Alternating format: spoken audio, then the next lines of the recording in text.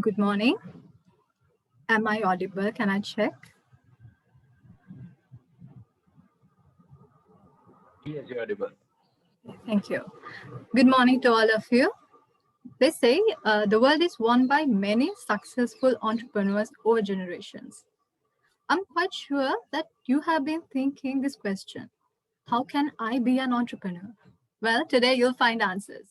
Good morning, ladies and gentlemen. First and foremost, let me welcome the chairman and the executive committee members of ITPSL, distinguished speakers, chairman and the executive committee of YPF, and all the members to the annual event of Young Planners Forum, The Entrepreneur Phase 2 2021. So this skill development and motivational program is organized by the Young Planners Forum of Institute of Town Planners, aiming to develop the entrepreneurial skills among young planners to equip them to stand in their own in the prevailing job market. So today we have lined up a very informative session with the very best experts. It's a great pleasure to have these eminent three personalities, Mr. Sathyajith Butpitiya, Mr. Kanishka Gulawita, and Mrs. Lakshi Weerasinghe are here with us as our speakers for the day. So before we move on, let me brief you on some ground rules. So this session is recognized as a continuous professional development program by the ITPSL. So kindly request you to strictly adhere to the CPD guidelines imposed by the ITPSL. Please rename your display name with the ITPSL membership number and your registered name. I repeat, please rename your display name with the ITPSL membership and the registered name. There will be a feedback form that is circulated among you all via email, and please fill that form, feedback form, and please maintain the 80% maintenance in the CPT program of ITPSL. So during the Q&A session of each speaker, you'll be able to raise questions by raising your hand and wait till our operator unmute your microphone for you to speak. Or as the chat is open, you can use the chat box to raise questions too. So with that kindly request, your fullest cooperation we request during these speaker sessions. First and foremost, to welcome you formally, I have the pleasure of inviting Mr. Deshant Samarasinghe, the chairman of IPF.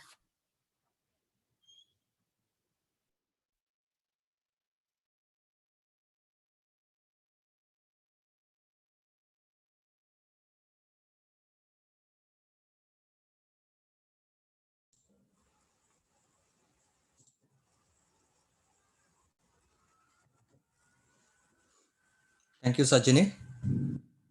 Can you hear me? Yes, please. Okay. Thank you, Sajini. It's always pleasure to proceed this sort of events, considering the objectives of the event and its progressive content.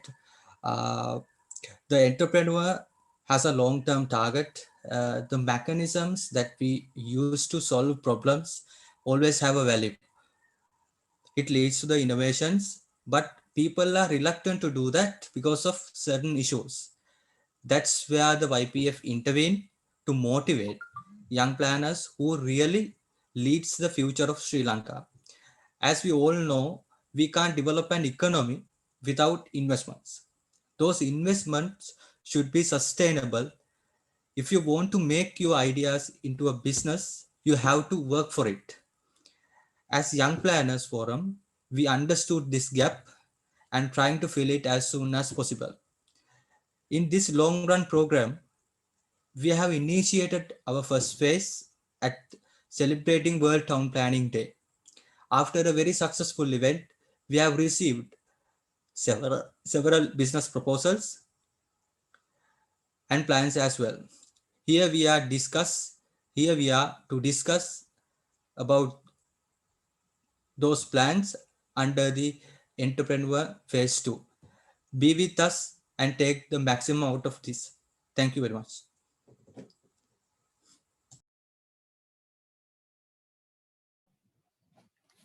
Thank you, Mr. Deshan. And now it's time for the most awaited moment.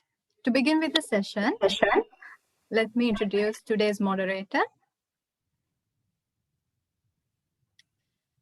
He's an undergraduate of the Bachelor of Science in Town and Country Planning in the University of Moratuwa and in Bachelor of Law in the University of London. Professionally, he represents as the Minister of Finance and Infrastructure Development in Sri Lankan Youth Parliament and also the founder of Krida Sports Network. He's none other than our YPF's former Executive Committee member, Shahan Fernando. While warmly welcoming you, I would like to hand over the control over to you, moderator. Shahan, it's over to you.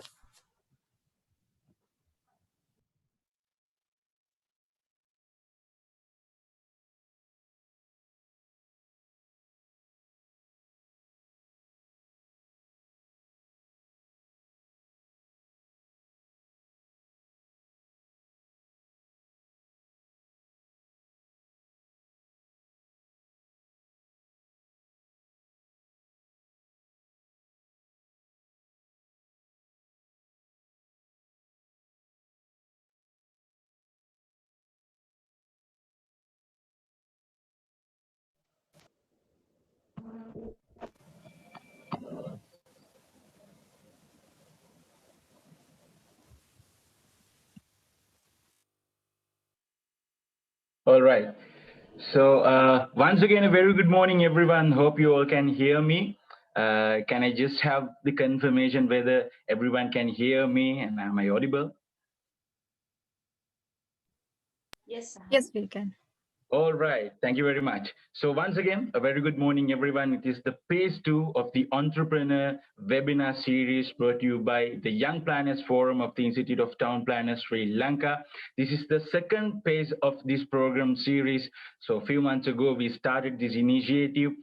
We wanted to empower the entrepreneurs with specifically within the planning community. And then we started this entrepreneur program series. So we invited speakers to the first session and we gave an idea about being an entrepreneur, how to become an entrepreneur, so how to develop a business. We did a webinar. Then we asked our community to send business proposals to us. So then we received several business proposals, hundreds of business proposals. Then we reviewed them. Then we decided to review these business proposals with well-known experienced expertise in the field. So we got their feedbacks. Then we decided to discuss about these business proposals as well as so we saw several things in these business proposals, the things that we need to develop, especially when a planning professional developing a business, when a planning professional becoming an entrepreneur, what are the basics that those entrepreneurs need to know? What sort of things that they need to develop. So to address those issues, we decided to come up with the second phase of this entrepreneur program series. So today we are here as a CPD event. The Entrepreneur Phase 2 is here with 3 well-reputed speakers. All right. So without taking too much time, let's move on to today's session. So we have 3 speakers. Our first speaker, he's our keynote speaker, Sathyajith Butpitiya. Then we have another 2 speakers who are specified in the planning profession, Mr. Kanishka Gulawita and Mrs. Lakshi Weerasinghe. So first move on to the first session of the day. All right. So it's time to introduce the keynote speaker. When it comes to his academic qualification, he has completed a postgraduate diploma in business administration in Viable University of Sri Lanka, and he has completed a master's of business administration, an MBA business administration and management in Viable University of Sri Lanka. And also when it comes to his professional experiences, he's currently working as the Deputy Director, Marketing at Department of Technical Education and Training, Sri Lanka.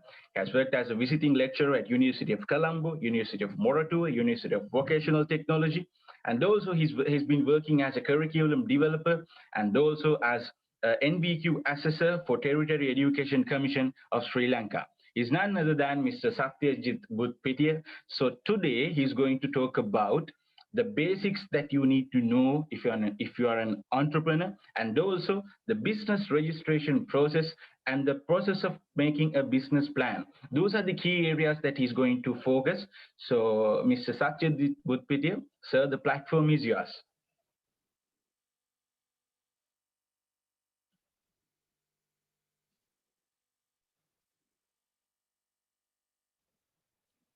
So I think your mic is muted, so if you can unmute your mic and carry on the session.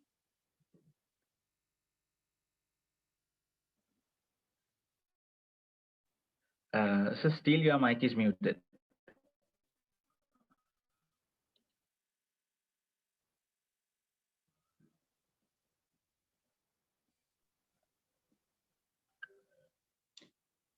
Okay, thank you.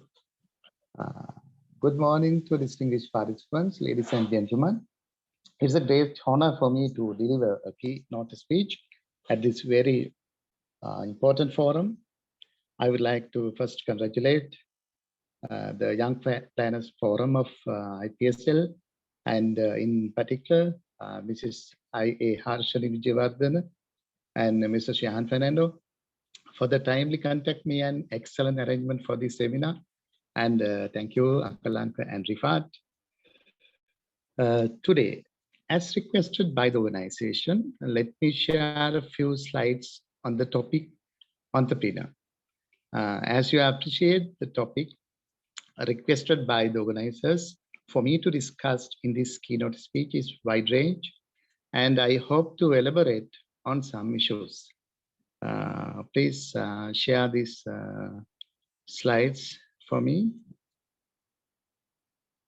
Rifat.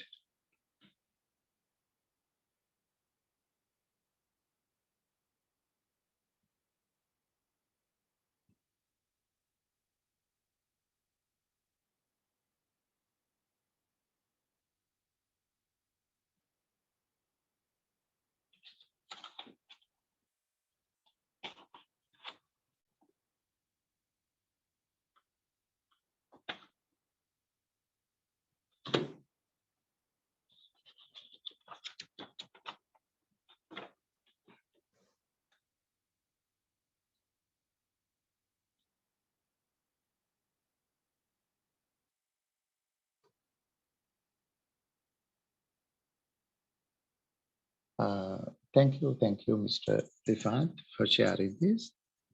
And then the entrepreneur, it is real name is entrepreneur from French. Entrepreneurs, being your own boss. That is our slogan today.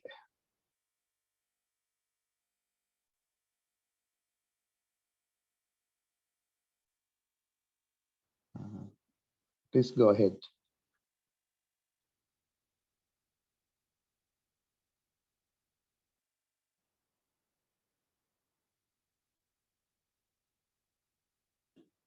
Mr. Rifat, can you change the slide? And please go ahead.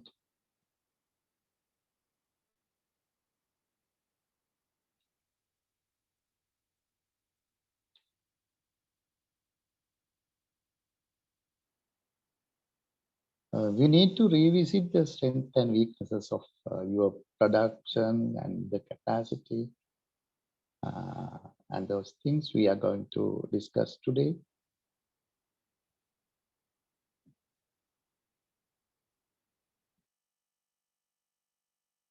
Mr. Rifat? Yes, sir.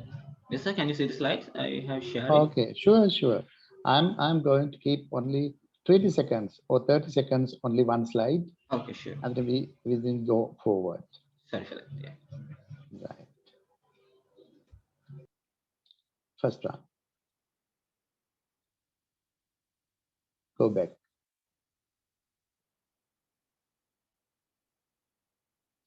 Then.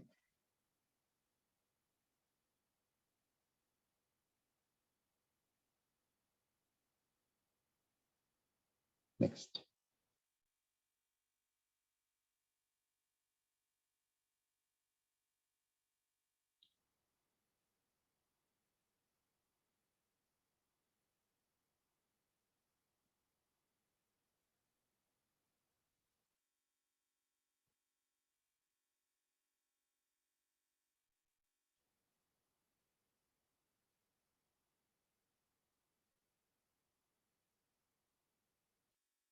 Next, please.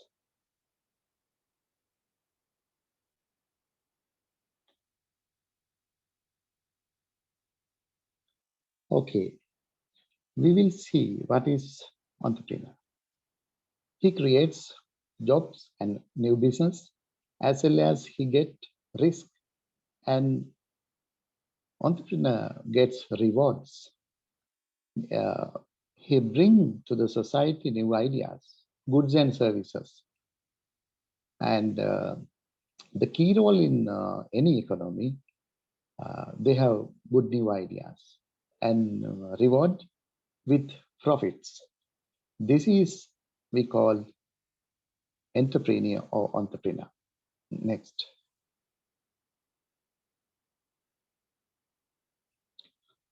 No, the entrepreneur that they have some drivers and then ideas. It is derived from the technology and from the market needs and the business strategy and the competition. That is according to the stage gate model, the ideas and then proof of concept, and then develop the concept and making the prototype for testing and then implementation. Next.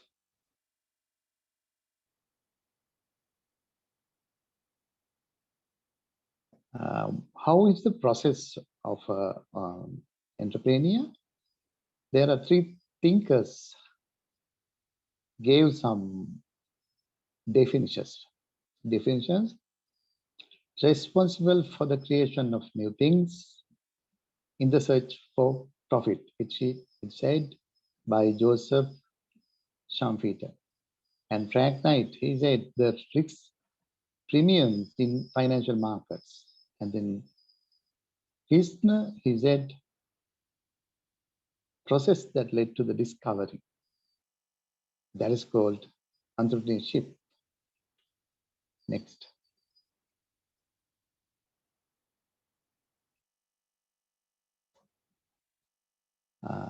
Better to consider about this slide, please. If you're going to be an entrepreneur, first you discover something. According to the discover, you make your scope. The second gate is that, and then design your product or service, and then you develop, and then scale up it, and then launch the business. According to the launching period, you are going to directly to the customers or wholesalers. Next.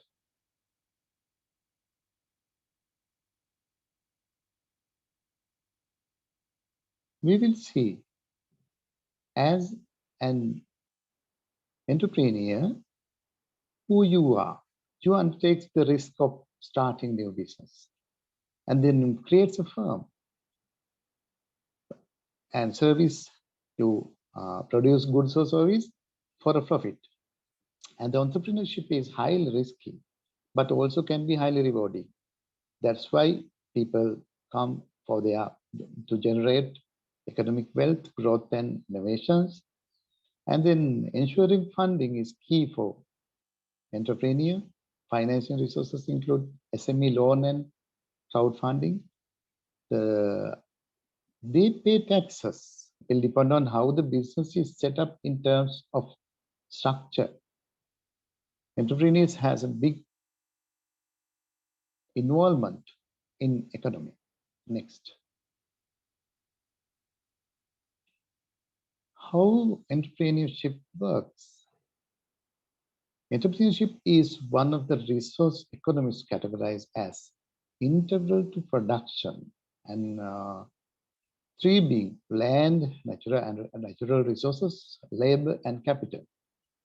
And entrepreneur combines the first three of these to manufacture goods or provide services. They typically create business plan, hire labor, acquire resources and financing, and provide leadership and management for the business. Next.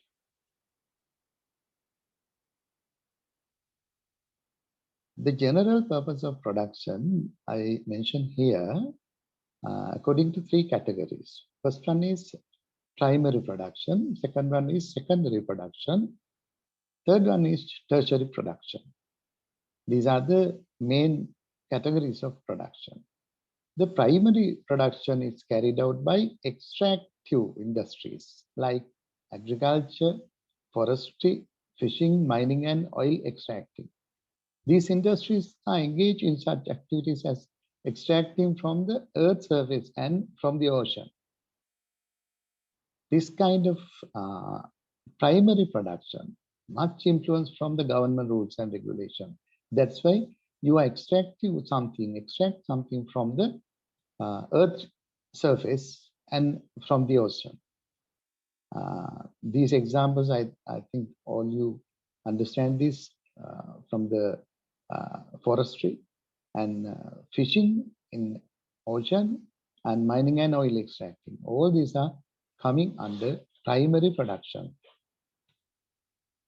And secondary productions. This includes production is manufacturing industry.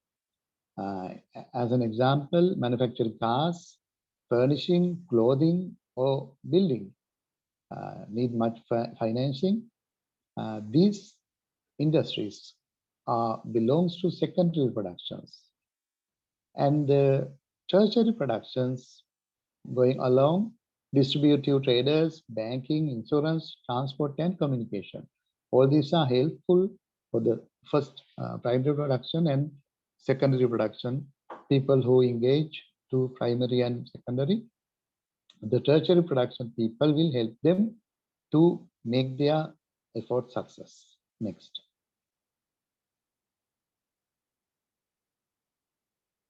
And then main types of productions. If you are going to be an entrepreneur, you have to find what type of production you have to do. Job production, where items are made individually. You finish your product and then that is called job production. And the batch production, where groups of items are made together. You can categorize your production according to these three main types of production. Whether you are entitled to primary production, secondary production, or tertiary production, you can categorize within the production. You can categorize according to here mentioned the production, job production, batch production, and third one is flow production. Some assembly lines should be there to produce identical standardized item. Assembly line should be there. Okay, next.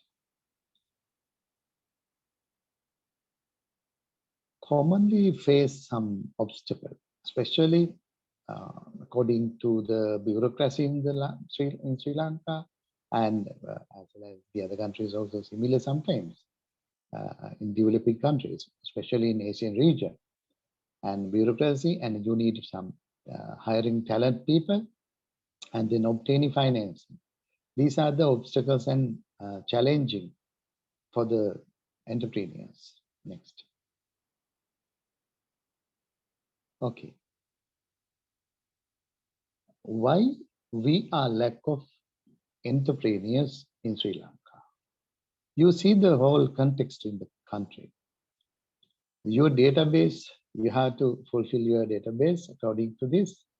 You see, there are very important components, impact all aspects of value chain, customer relationship management, and then global communication infrastructure, especially within the Industry 4.0, we need global communication infrastructure and supply chain management, factory infrastructure, and machinery, tools and fixtures, human resources, public IT infrastructure, and enterprise IT infrastructure and material to produce your products, and enterprise design tools and simulations, lifestyle data management for food and productions, product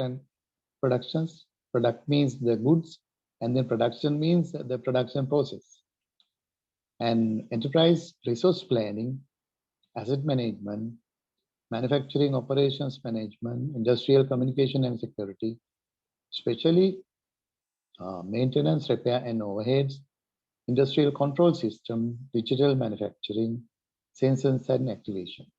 All these components are very important to your value chain. When you start your business and then keep it up, improve your database. Without the database, very difficult to go forward. Next.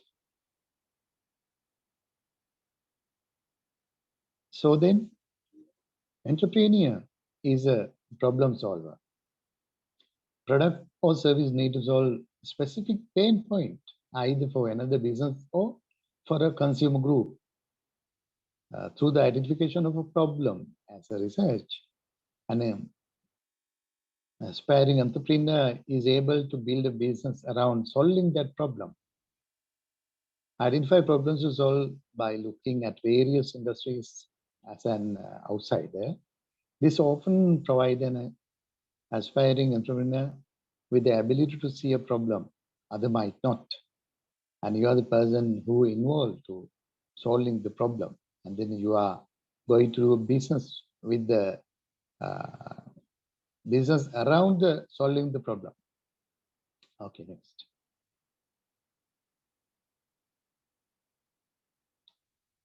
So then how to solve that problem?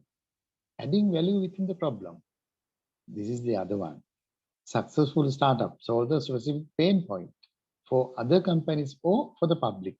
If you are doing some research, you can find out some companies, they have some pain point for their productions or way of production or features of production.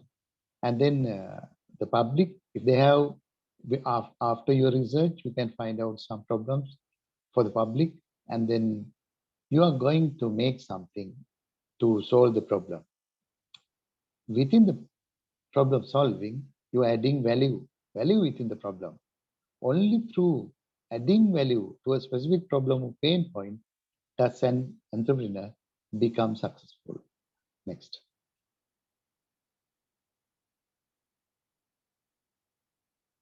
We will see entrepreneurship and small business. Small businesses, a lot of common, but they are different. Small business, they does not have access to vast amount of resource or capital.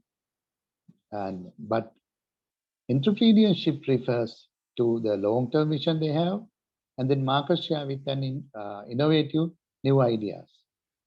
Both the small business and entrepreneurship has some differences according to that. And next. Being your own boss, how to make a business plan. I would like to sharing a business plan format. It is better to give later. Next.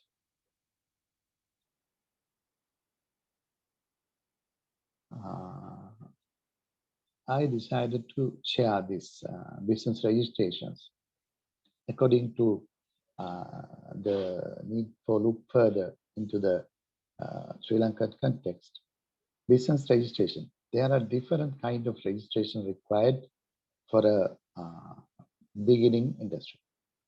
Business registrations are, along with Companies Act number 7 of 2007 and Societies Ordinance number 16 of 1891 and Cheaters Ordinance number 61 of 1935 and then Public Contract Act number 3 of 1987. All these business registration required according to the category on your business category, if it is primary production or if it is secondary production or if it is tertiary production. You have to go for different kind of product certification, business registration. You can get online registration from www.trc.gov.lk for the business registration. Business registration is very required, and then it is very important to go forward. And the other one, if you are going to not only local, but international market, you have to register in an export development board according to the extraordinary gazette notification number 2118, 60 dated April 11, 2019. According to that, they registered you as a exporter. And then we have another chance in Export Development Board. You can go to e-marketplace. I have shared here how to register in e-market. You have a platform for international buyers. And then the third one is register in Central Environmental Authority. It is according to National Environment Act number 47 of 1980, amendment number 56 of 1988, and number 53 of 2000. And you can get obtained environment protection license as well as recommendation for siting new industry and waste management licensing, waste collector, recyclers. All you have to go to register in Central Environment Authority. I have mentioned here www.cea.lk.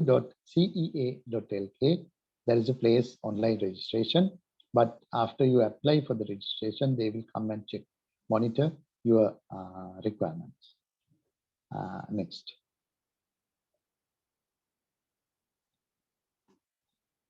Okay, how entrepreneurs make money? Entrepreneurs make money like any business. They seek to generate revenues that are greater than cost. Your revenue is greater than your cost. Increasing revenues is the goal, and that can be achieved through marketing, word of mouth, and networking. Keeping costs low is also critical as it results in higher profit margin. This can be achieved through efficient operations and eventually economies of scale. When you establish your entrepreneurship, that means your business, you have very long journey. Next.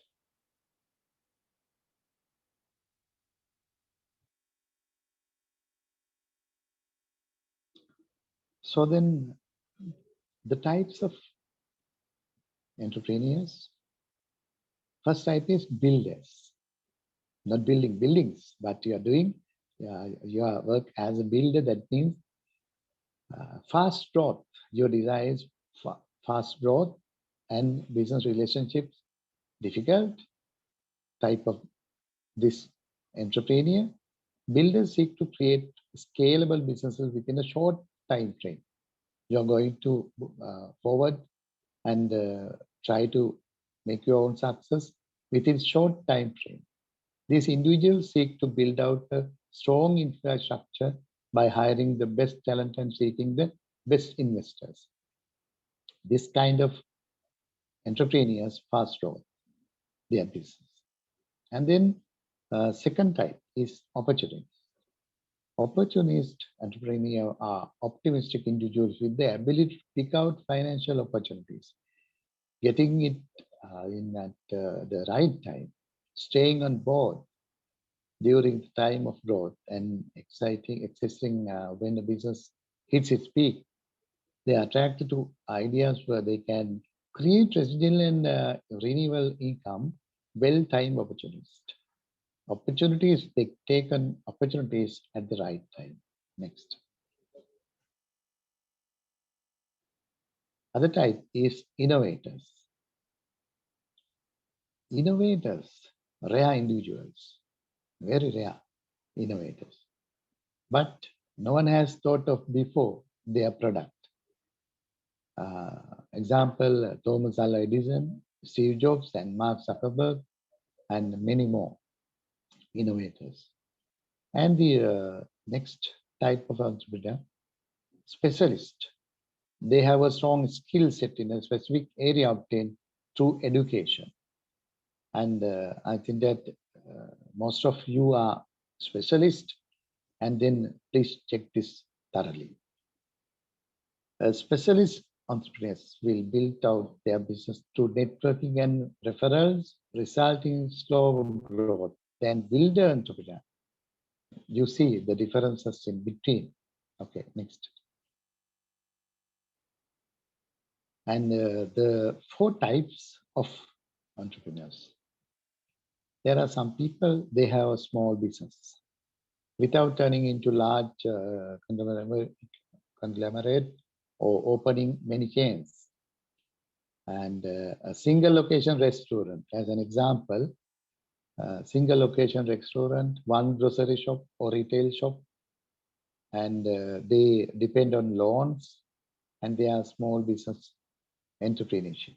And the second one is scalable startup. They have unique idea and then hope to innovate with unique product or service and continue growing the company. Continuously scaling up it often require investors. They make projects. If you are a scalable startup and at that type, you have to make your project to produce for the investors, and then you try to reach multiple markets. Next. Large companies. You know, large companies. Entrepreneurship is new business division created within existing company. Already you have a company, and then you are going to enlarge, and then you could become involved in new technology, and then CEOs of these companies either foresee a new market, they bring to senior management to start the process. When you, as a professional, when you go to a large company, you have to work on these things to bring to senior management to start the process. And then the other one is social entrepreneurship. The goal of social entrepreneurship is to create benefit to society, helping the world around them.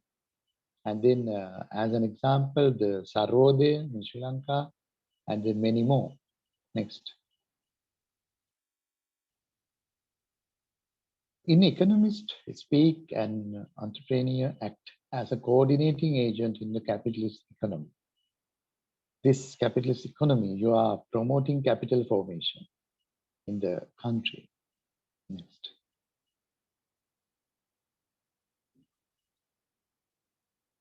Okay. The question. Excuse me, sir. Yes. It's a kind reminder about the time. So we have 5 more minutes from the allocated time. Right, you can carry on, sir. Okay, right. Question for entrepreneur. Being your own boss, very exciting, but do your homework about yourself and your situation. What is this homework? The SWOT analysis. Next.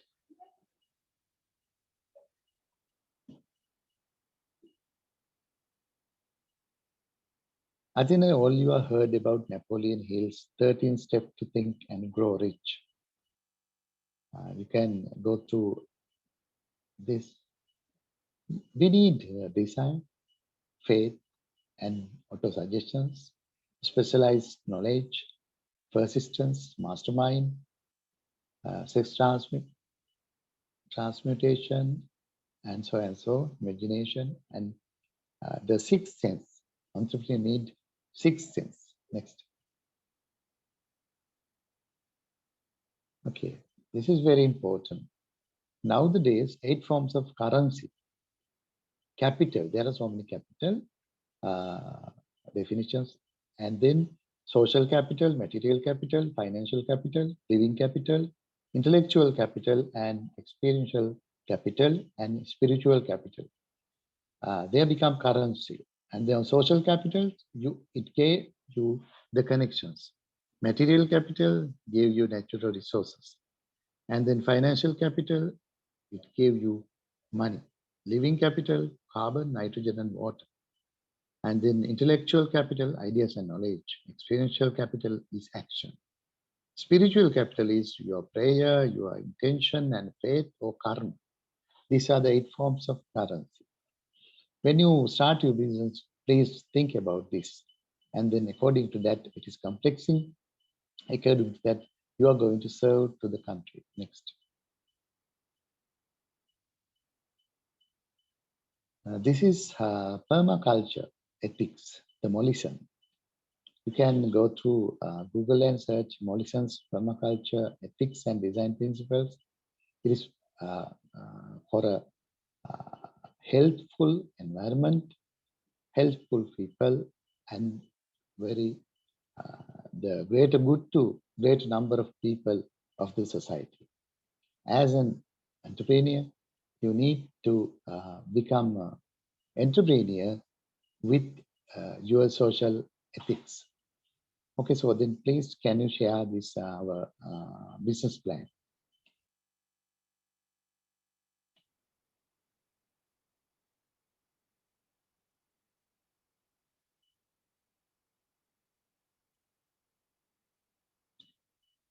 Okay, I have mentioned here, go next, the business plan, and then very important components of a business plan. Before you prepare the business plan, please check this and go next. Okay, I will send this or Mr. Rifat will send you. If you give a notice on the chat box, we can share this. Go next. All the components are there. Right, next. And then key questions, especially what does your business do? What market need does your business solve? What are 4 to 7 reasons why your business will be successful? How much capital, if any, are you seeking for your business? All these are very important, and then these are the executive summary. Next.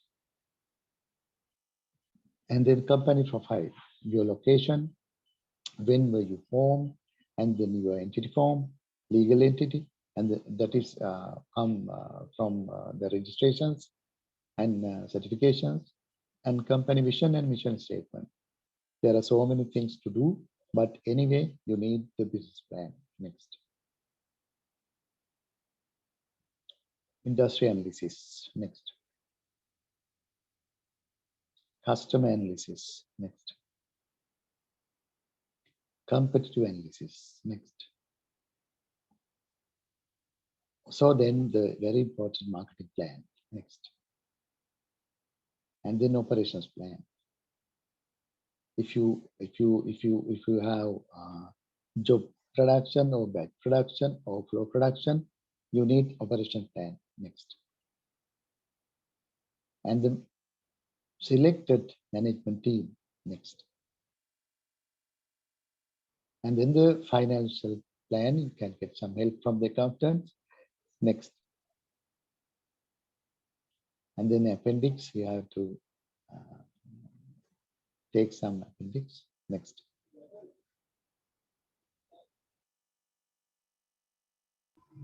I think that's finished now.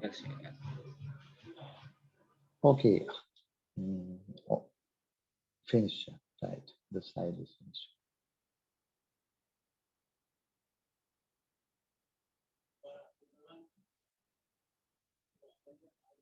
Okay. You need to revisit the strength and weaknesses of your productions and capacity. Is there any slides more? Next. Right. From the wisdom. An investment in knowledge pays the best interest, said Benjamin Franklin. And then Margaret Mead said, never believe that a few caring people can't change the world, for indeed, that's all who ever have. And Elon Musk, he said, I think it is possible for ordinary people to choose to be extraordinary. Next.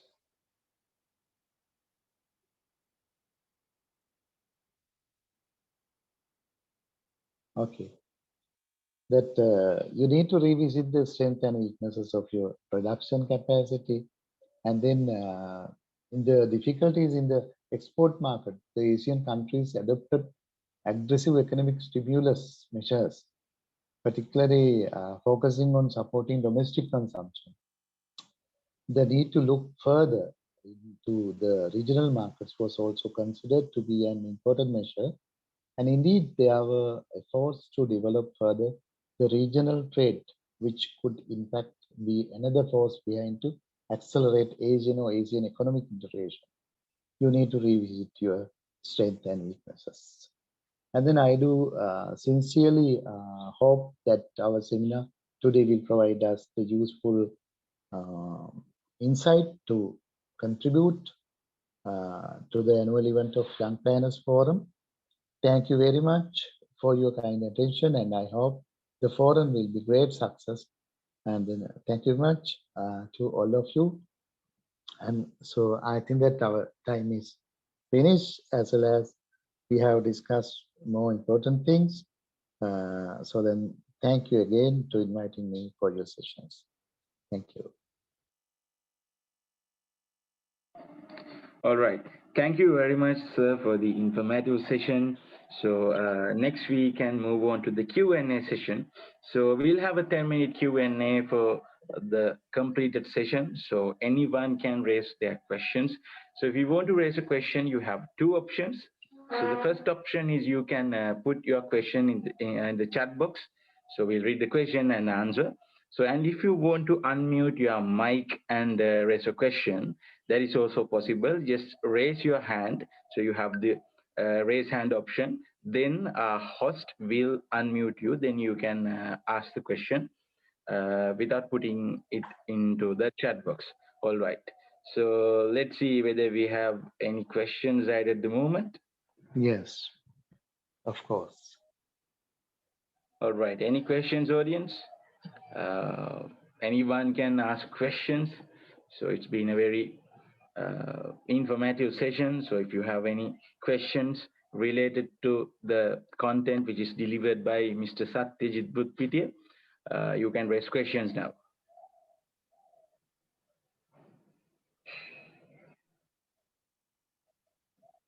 If you have any concerns regarding the registration process of the business and regarding making your business plan, how to plan your business, whether it is something which is already delivered during the session, feel free to ask those questions also.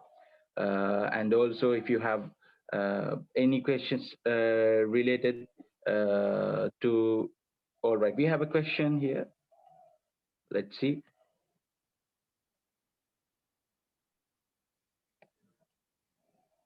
All right. So one of our participants asking whether can you please give a brief summary about the entire content. Okay. Within our discussion today, a brief summary is you have to categorize your production or your service according to the basic category.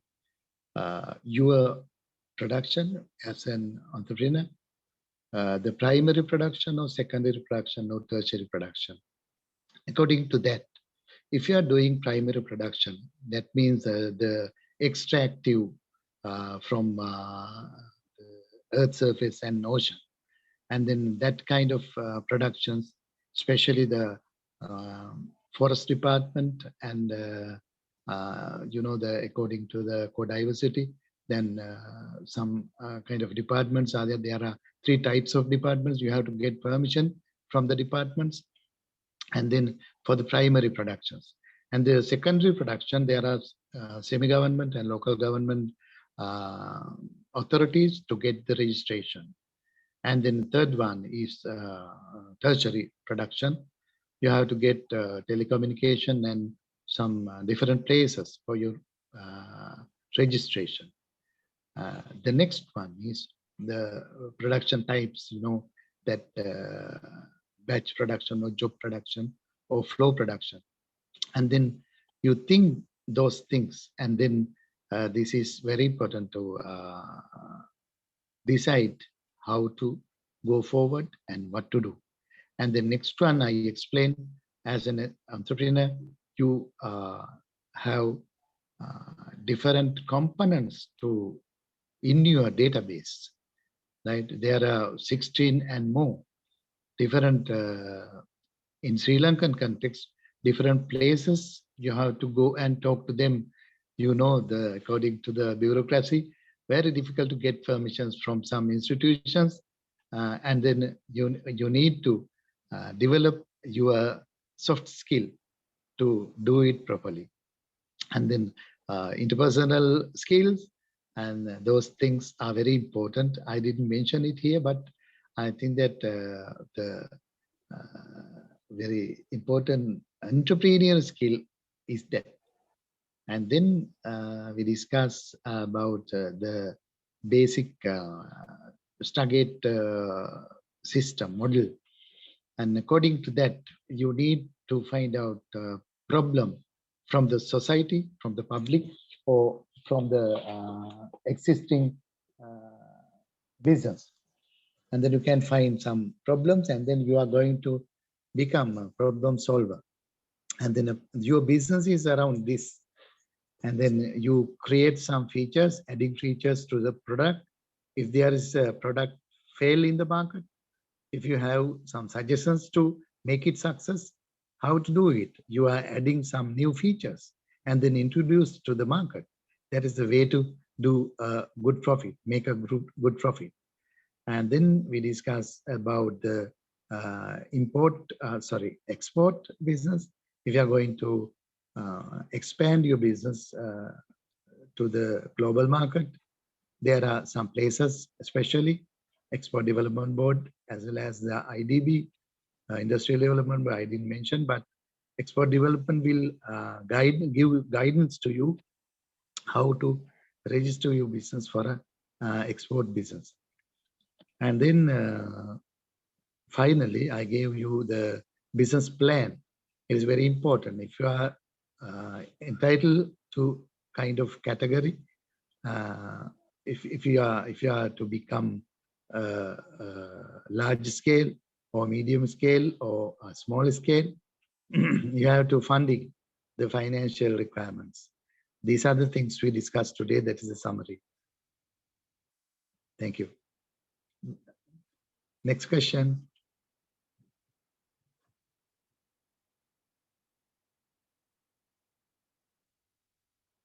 All right, so we have a few more questions. So the next question is, are there any special considerations when registering a professional services business? Yes, professional service business, you have to register in different places, especially in the Tertiary Education Commission. If you are going to start a business on education provider, you have to go and register there. Tertiary Education Commission as professional. You can start some kind of training and education, and the other things, engineers, doctors, lawyers, all they have their own association to register.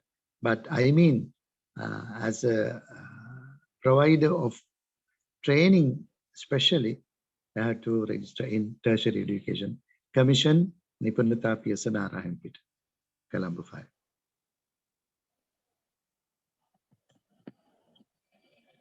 All right, we have a few more questions in the chat books. What are the most relevant courses we have to go through to start a business? Is the next question. Very good question. As an educated professionals, all you need to go with the knowledge. And then if you want to get the knowledge for starting a business, very good places are there. You can follow some SEMA, as well as you can go to the Industrial Development Board. They also have some entrepreneur training sessions, as well as you can go to Export Development Board. They also conducting very good training sessions. And then under Sarro there, they have a company called SEED, SEED. And then SEED, they conducting their programs in Nagaro there at Borella, in front of the Valikada prison. the Nagaro there. There is a office, and then they taken the responsibility to conducting entrepreneur programs. Very good places are these. All right. So the next question is, could you please explain a little about competitive analysis and customer analysis by taking a small example product? Yes, customer analysis. Customer analysis directly involved with market research. According to the market research, you can analyze the customer as well as the product, what they need. There are different kind of market research, and then you can get help from the market research companies.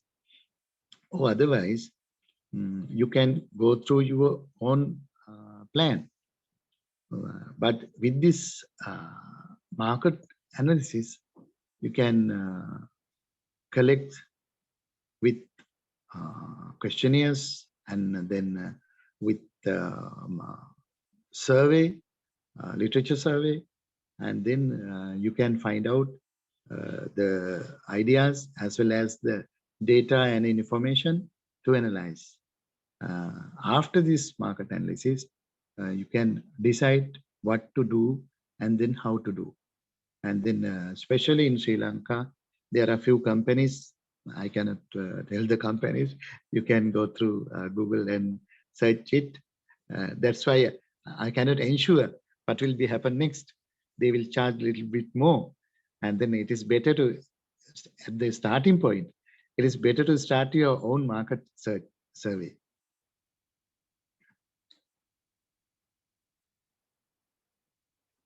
I can't hear you, Mrs. Sahan. Sorry. All right. So okay. I think with that question we can conclude the Q&A. So because we have to move on to the next speaker as well. So once again, I kindly request you all. This is a kind request for all the participants. So make sure you rename your appearance name with your ITPSL membership number. So otherwise we won't be able to mark attendance and redirect you into the AGM, which will happen after this session. All right. So now we are going to move on to the next session. So thank you very much, Mr. Sathyajith Butpitiya, for the lovely session. I hope you will be here with us till the end of the session. All right. So okay, thank you. Now we are going to take a look at this entrepreneurship in a completely different perspective. So when it comes to entrepreneurship, is it all about setting up a business, and is it all about developing a business? So how crucial these entrepreneurial qualities when it comes to the career development? So next we are going to talk about that particular topic. The theme of the next session is entrepreneurship for career development, and specifically what the town and country planning degree program has to offer when it comes to entrepreneurship for career development. So to discuss about this particular segment, today we have invited a well-renowned proud product of the Department of Town and Country Planning, University of Moratuwa. So when it comes to his academic qualification, he has completed a Master of Spatial Planning, Management and Design at the La Trobe University, Australia. And also he has completed a postgraduate diploma in landscape design in University of Moratuwa. Also, as I mentioned earlier, he's a proud product of Town and Country Planning Department of University of Moratuwa. He has completed the Bachelor of Science Honours in Town and Country Planning degree and graduated as the top student with a first class. And also when it comes to his professional experiences, so currently he's working as a town planner at Maitland City Council, Australia, and also he's an urban planner, urban designer at HDB Town Planning and Design. Then he's a graduate of Lord Murray Community Leadership Program, and he's an academic tutor, lecturer, Department of Town and Country Planning, University of Moratuwa during 2010 and 2013 time period. And also, most importantly, he's an urban planning professional with more than 6 years experience in New South Wales and Victorian planning development industry. And also, he has 3 years experience in town and country planning and urban design discipline in Sri Lanka as well. So I kindly invite Mr. Kanishka Gulawita to deliver his session. Sir, the stage is yours.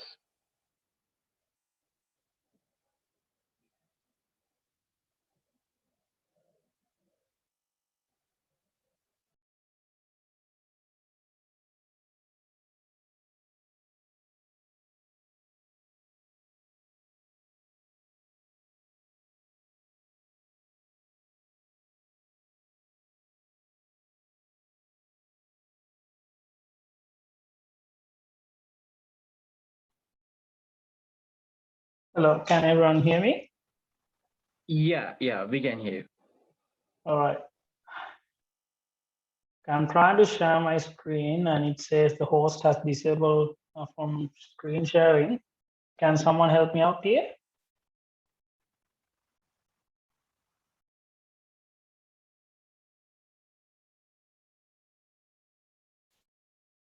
All right, I think I got it.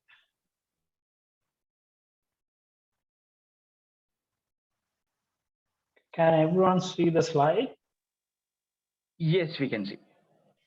All right.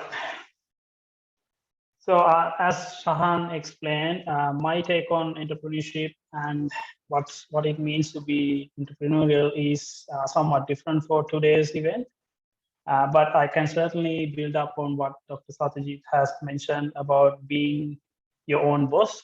Particularly, it seems like a rhetoric for my speech as well. So I would like to extend Dr. Sathyajith's question about being your own boss, and I would like to extend that space by saying being your own boss to do what? All right, so I'll start off with a little bit of a story. Around 2010, if I can remember correctly, there was this active encouragement for young planners or young students of the planning degree program to actively try and apply for jobs in other sectors, in other job opportunities, in addition to town planning related jobs. So in that instance, I can remember I'm having a discussion with my peers about how we can market our profession, or how we can market ourselves, the skills we gain from the degree program. So when the Young Planners Committee approached me in this instance to invite me for this event, that's the first thing that came to my mind. So looking back at that situation, maybe entrepreneurship or being entrepreneurial would provide the answers we were looking for at that stage. So on that note, I would like to thank the Executive Committee of Young Planners Forum for inviting me and giving me the opportunity to be a part of this exciting event. Right.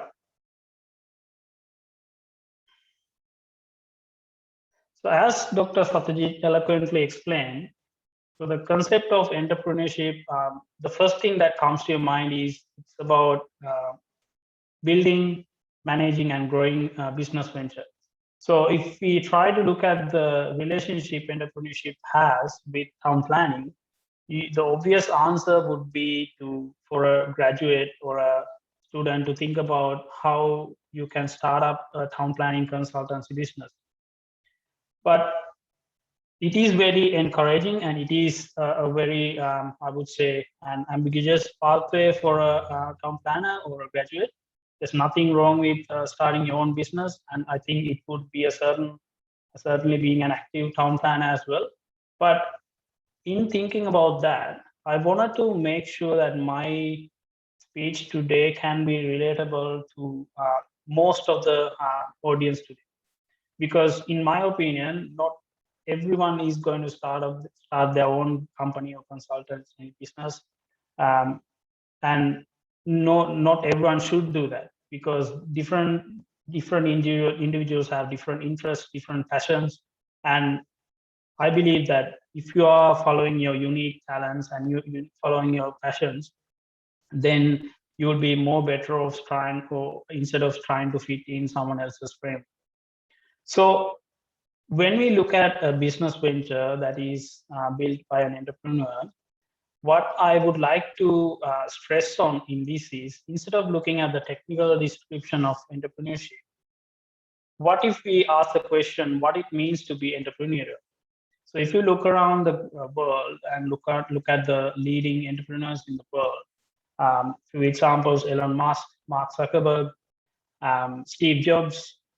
If you look at those individuals have certain qualities that they bring, and because of those qualities that they manage to get into that position. So if you look at them, they have highly polished leadership skills. So they build teams, they manage teams, and they try to get together teams and lead them an example and try to promote them. And crucially, running a business and venture means that you need to manage whatever the resources you have and to invest them strategically. So to do that, you need to be strategic in your thinking and also visionary. So in terms of having that visionary and strategic qualities, you should also have a great communication skills, because you're always pitching ideas to the audiences, to your customers, to your clients, to your stakeholders. So unless you are a good communicator, it's going to be very difficult to pitch those ideas. And also, running a business, as Dr. Sathyajith explained, it involves taking calculated risks. So only by taking those calculated risks, you are going to reap rewards. So to do that, you need to be resourceful as well. You need to understand how the particular sector you are in works and how the world works. And if you take one move, what would be the reaction? So you need to have the background knowledge and do your homework to be resourceful as well. And some of these individuals are highly creative and innovative. A good example is Elon Musk. He's not only very visionary in terms of the future, he runs a particular enterprise based on this creativity and innovation. And they also need to have good people skills. So they need to work with stakeholders. So they need to understand what the stakeholders' needs are. Otherwise, they are not going to have a good relationship with them. And in the end, whatever the product or service you're offering is going to fail. They also need to develop a lot of resilience and adaptability as well, because as we can all appreciate, the world around us, the markets around us changes all the time. So unless we are adaptive and resilient, we won't be able to change our business or change the product or service that we are offering. Right, so that's the picture of being entrepreneurial, and I would like to call them as entrepreneurial attributes. So let's say we understand what are the attributes we need to have. And okay, if you are technically talking about entrepreneurship, it's about running a business venture. But as young planners or young professionals or students, is there anything we have that we can fit into that central circle? That's the first question I need to ask, and that's my first message in my today's speech. Right. So what if I propose your career or your professional competence as a town planner or in a different sector? What if I suggest that you can fit your career and your skills, the skills that you're bringing as a professional into that middle circle? So isn't it then about developing those attributes and incorporating those attributes so that you can actually gain successful in your career? And I believe it's more relatable to most of the audience today, because I understand that a lot of the students from the town planning degree program, as well as recent graduates, have taken part. So what if I all suggest you to think about what you studied and what you have studied and what you're doing right now, and see if you can fit your career or whatever the career that you're going to assume in the future, whether you can fit that within those attributes.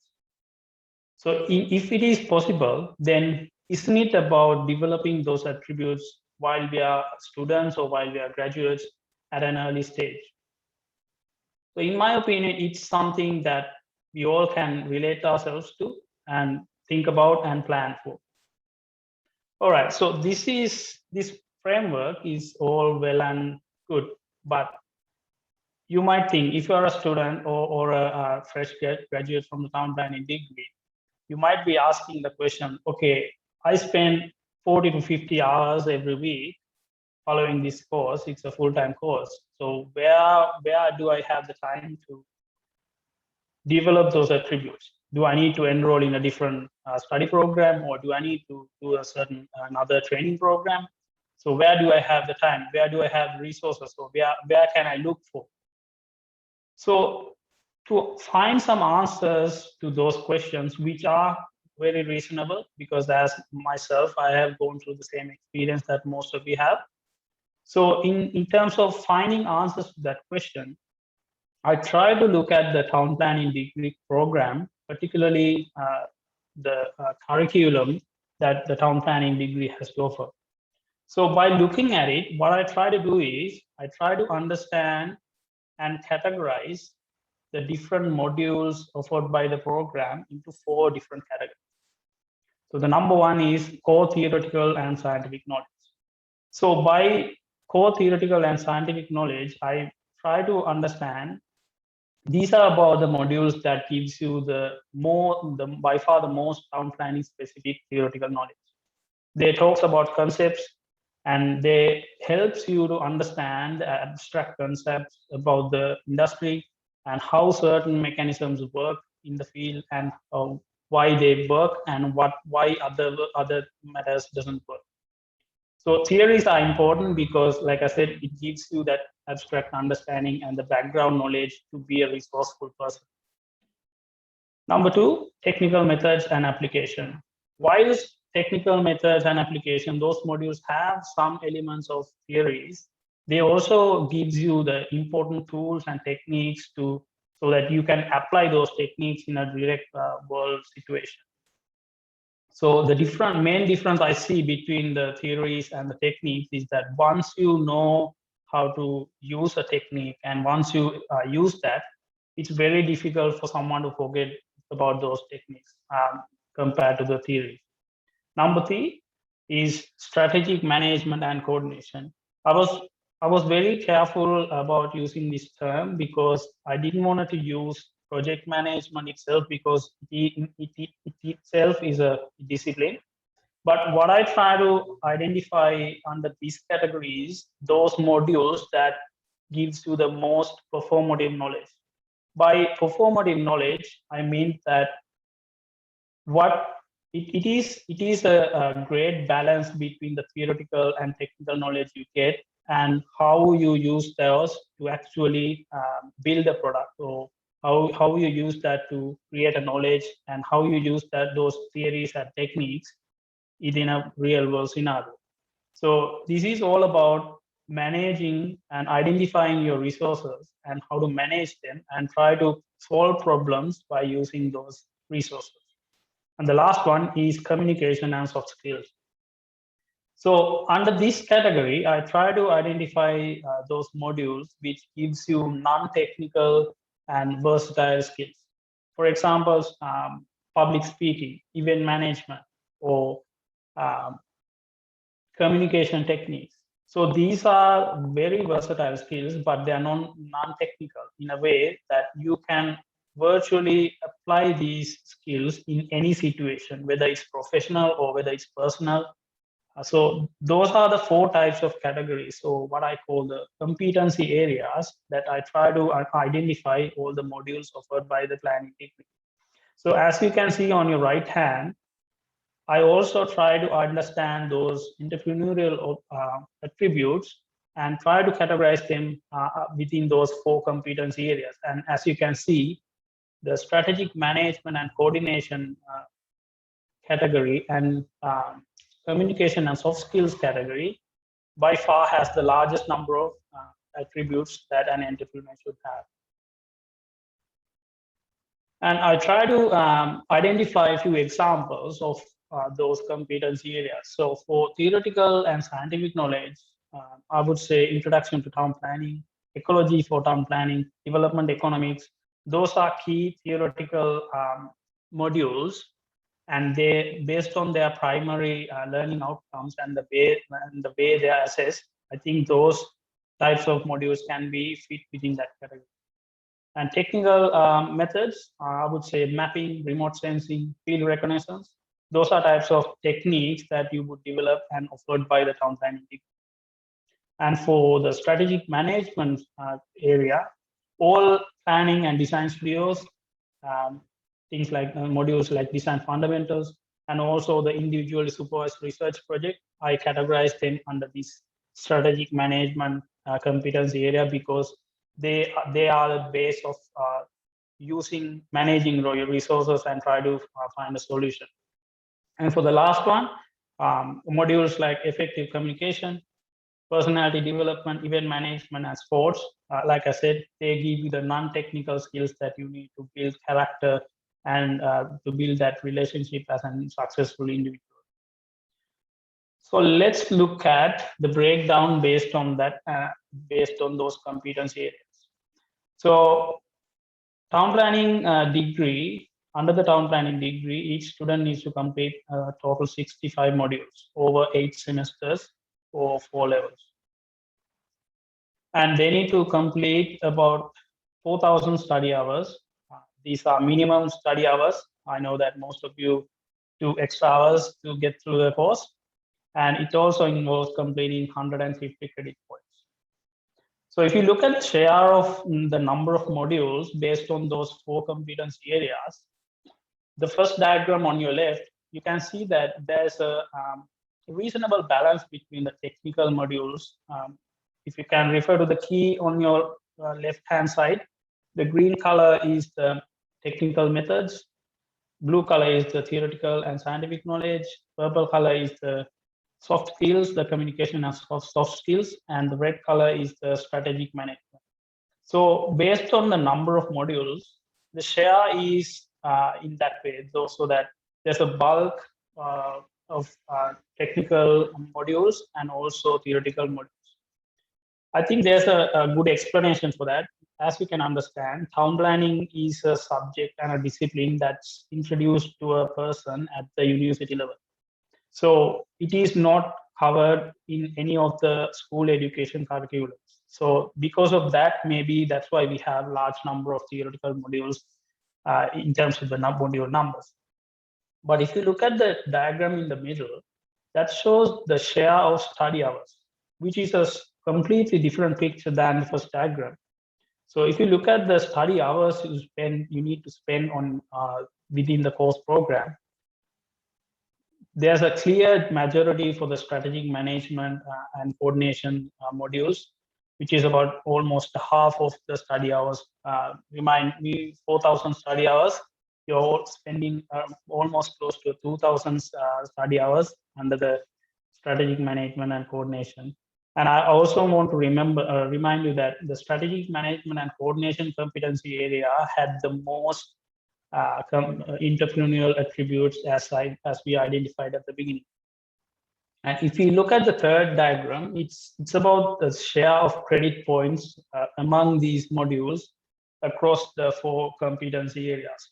And you can see there's a very good balance between the theories, technical modules, and also the strategic management and coordination modules, which means that the degree in terms of the credit weight offers you the opportunity to first spend a lot of time mastering the skills that you need, the entrepreneurial attributes, as well as it gives a lot of reward to the students to capture the essence of those skills and try to take the rewards in terms of their degree program outcomes.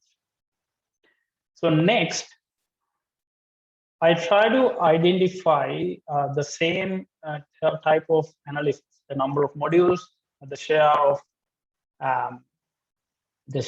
credit points, as well as share of study hours across, and how they change across 4 years. So number one, the number of modules and how they change across the 4 levels. As you can see, obviously, when you are from level 1 to level 4, there's a significant reduction of the number of modules you need to complete. But as you can see, there is a clear increase of the technical modules, which is the green color ones. And at level 3, there's a significant spike in the technical methods and application module numbers. The reason I think is that at level 3, there's a lot of modules introduced so that students can pick and choose their specialization, which is, I think, is a very good thing. Next, I would like to look at the study hours and how they change across the 4 competency areas and across 4 levels. As you can see on the diagram on your left, there's a clear-cut pattern and increase in the study hours you need to spend on strategic management and coordination modules. And as well as the amount of time you need to spend on theoretical modules are significantly decreasing as you move towards the level 4. And on the second diagram, what I try to capture is how much of study hours per module you need to spend across the 4 levels. So the red color line, which is strategic management and coordination, you can see there's a clear incremental growth from level 1 to level 4. So as you can understand, when a student moves from level 1 to level 4 and getting ready to start their career in the industry, it is very important for them to develop these strategic management attributes or the entrepreneurial attributes that we identified in the beginning. So there's a clear-cut pattern with the degree that when you progress towards the level 3 and level 4, you get more opportunities to develop those essential entrepreneurial attributes. Next slide is about the same analysis about how the credit weight changes across the 4 levels. And as you can see, this is more reflecting on the study hours. At level 3, you have a sudden spike of the technical methods and application modules because, like I said, there's a lot of modules that have been introduced at level 3 so that the student can pick and choose their specialization. Again, the per module credit weight increases steadily for strategic management modules. And at the last semester, if I can remember correctly, the individually supervised research project carries about 11 credit points out of 13. So you can understand that when you move across the 4 levels, you need to plan ahead and you need to put a lot of focus on how you're going to be successful and what type of skills and competencies that the course expect you to develop as you move towards the final stages of your study. Right, so whilst we look at that, these are some of the key findings that I would like to highlight. So as I've been explaining throughout those slides, the degree program and the modules put a lot of focus and give a lot of weight on the strategic management and coordination modules, as well as the technical competency areas. So I here again on your right-hand side, I would like to put that diagram as a reminder. The entrepreneurial attributes that we identified at the beginning, most of them falls under the strategic management and communication as soft skills categories. So as you can see, the degree itself already contains the essential ingredients for any students to identify those attributes and try to develop them within the course. So in my opinion, then I would like to ask the question whether there's an actual need for a student to undertake a certain separate course or a program to be able to develop those attributes. And as well as I would like to also highlight, like I explained, the course offers great deal of versatility so that students have a wide array of specializations they can choose from. So it is also important because, like I said, students enroll into the program with different backgrounds from different streams. So it is important for a degree program like town planning to offer that wide spectrum of specialization so that students can identify their own strengths and their own shortcomings and try to pick their career pathway based on their strengths and weaknesses. Okay, now that we've identified that, and now that I've presented my case, what's next? So in this section, I would like to provide some suggestions based on my experience and also some of the experiences that some of my peers encountered. So if you're a town planning student, based on what I have presented here today, the best advice I can give you is to try and plan ahead your career right from now. Do not wait until the last semester. Do not wait until the level 4 to begin to plan for your career. In my opinion, I think the best stage for you to start thinking about and plan about your career and your studies is after level 2. So at level 2, you have a good amount of understanding about the theoretical knowledge you get and the techniques you get and what the course and the industry expects from you. And so when you finish level 2, then you encounter the number of specializations that the course has to offer.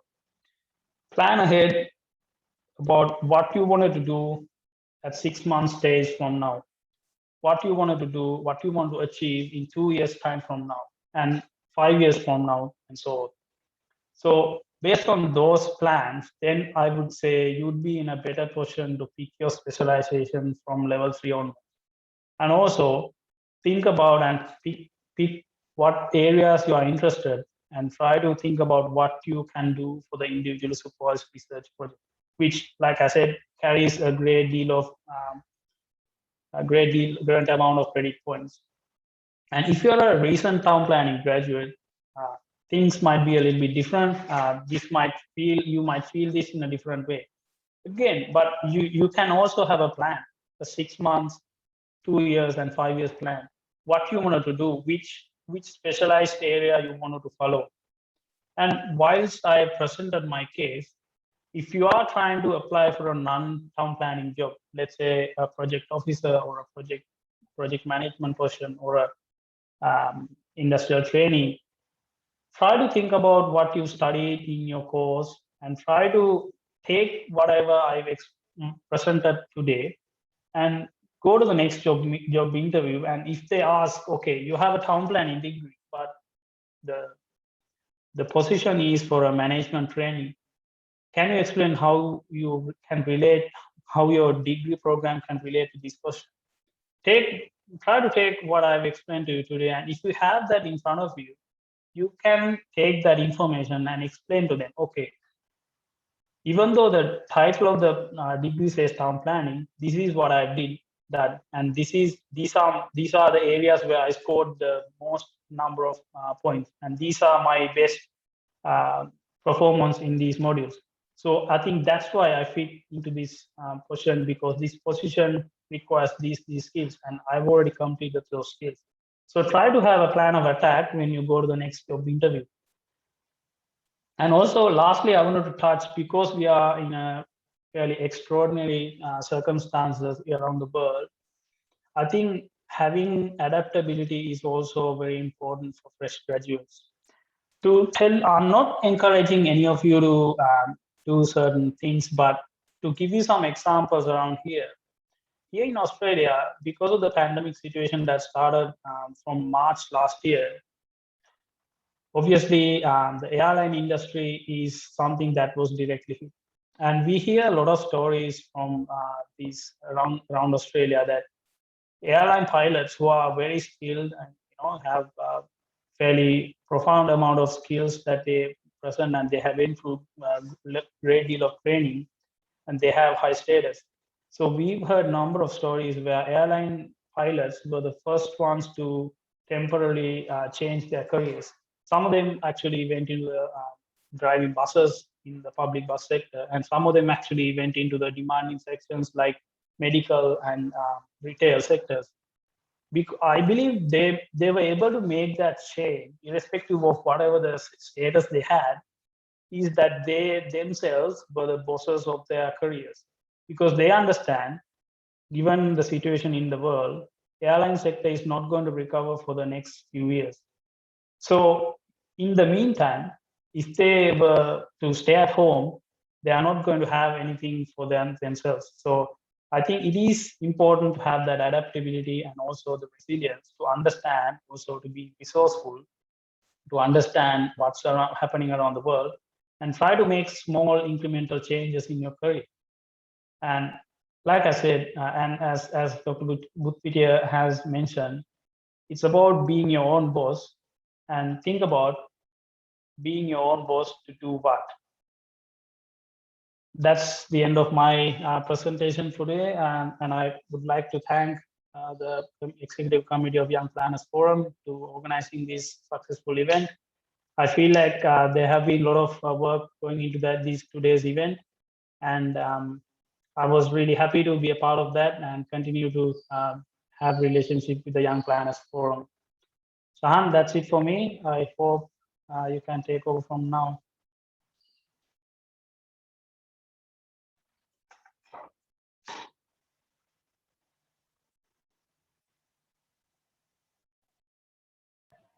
Thank you, Mr. Kanishka. It was a really informative session. Could one of the co-hosts or hosts can unmute Shahan? His mic is muted.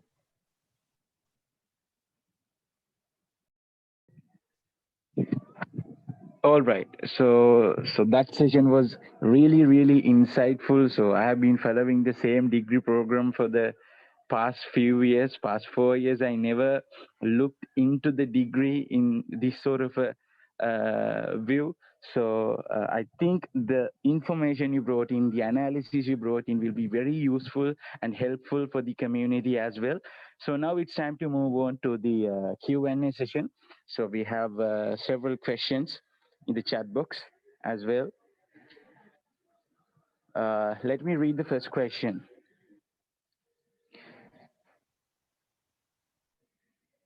So the first question is, I'm going to read it as it is. I would recommend any significant changes in the town and country planning course in order to cater job market or entrepreneurship. So that is the first question. Right. So I think it's important to remember everyone is that I'm not an expert of looking at the curriculums a university degree has to offer, because obviously there are certain technical requirements any university degree needs to meet. And within those requirements and frameworks, I believe the town planning degree program has also been designed.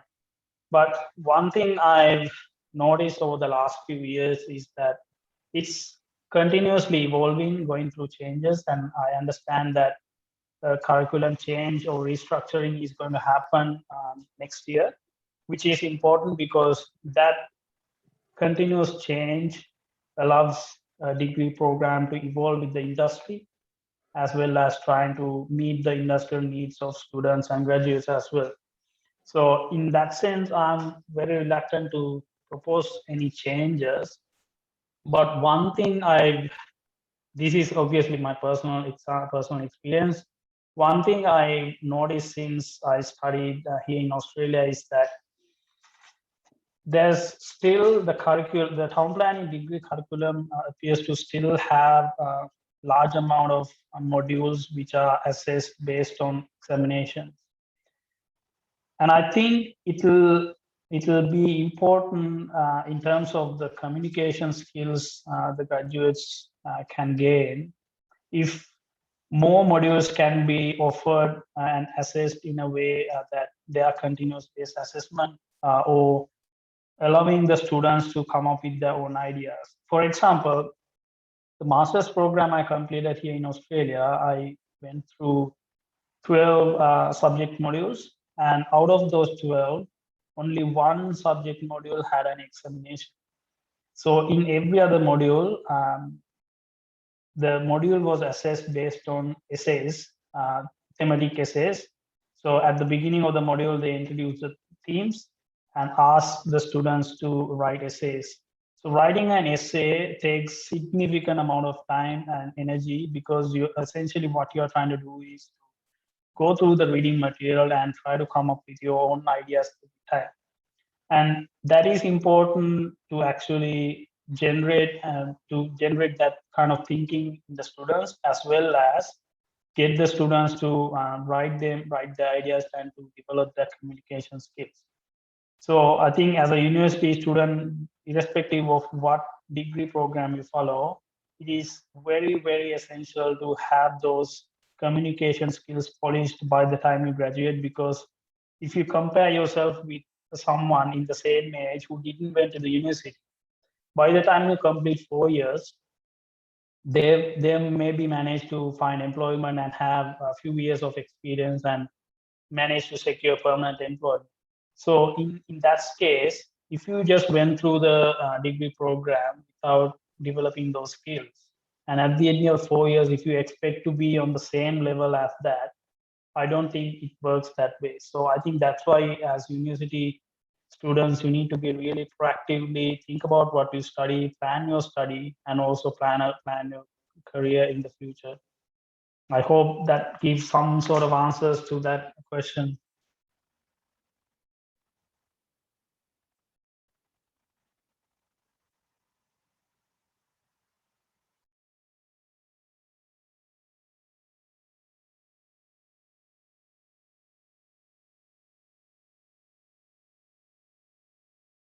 Hello, did everyone hear my answer?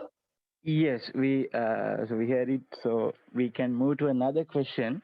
So you can simply put your questions in the chat box, and also if you want to unmute your mic and present a question, that is also possible.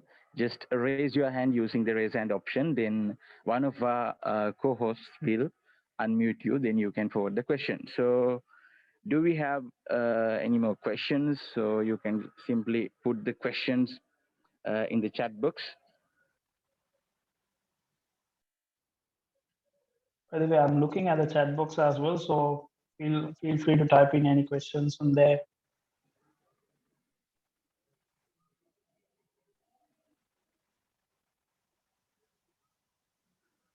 Right, we have a question.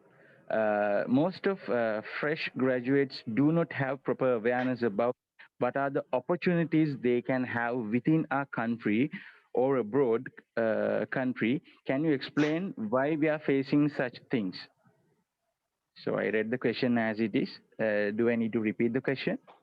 No, I think I can understand. The question was about why we are not aware of the opportunities within Sri Lanka and as well as in abroad in foreign countries. So look, this is obviously coming from my personal views, but if you are saying that you are undertaking a 4-year degree program, Bachelor of Science, town planning, and if you are saying that you are not aware of the opportunities you have, I think it itself speaks about how active you are in the profession, or how active of what you want to achieve in your career. I mean, maybe 20 years ago, yes, that might be a issue, but today with internet and all the technological resources we have, I think it's safe to say that anyone has access to information. It's about, like I said, it's about how you plan at a very, very early stage. So if you have a plan, then you can obviously, you are interested in how to achieve that plan, so that you can try to find the information sources and try to create those networks. For example, if you have an interest in studying or um, doing town planning in a foreign country, I think it's still the information is there. It's about understanding where to find the information. Like I said, if you're active enough, then you can get that information to actively plan your future. So I know that international study or work, migrating to a country at this stage, it's not the easiest thing to do because of the COVID situation around the world. Which means that if you are still interested in doing that, maybe you need to postpone that action for a few years. I mean, I certainly acknowledge that, it's very easy for me to sit here and explain you this is what you need to do or this is what you shouldn't do. But at the end of the day, as I need to go back to Dr. Satyajit's motto, being your own boss. So if you are being your own boss to do whatever you want to achieve, I think you need to be proactive more than anyone else. And even to simply put, even here in Australia, even though they have the various different university degrees, none of those degrees actually promise you anything after they complete the degree. So they do have industrial training and have relationship with the industry, but as a student, it is even here, it is up to you to complete your studies first and then to find employment or find your career goals. So I don't think anyone else is going to do that for you. I apologize if I'm being harsh, but I guess it's the harsh reality in the world today. All right. Do we have any more questions?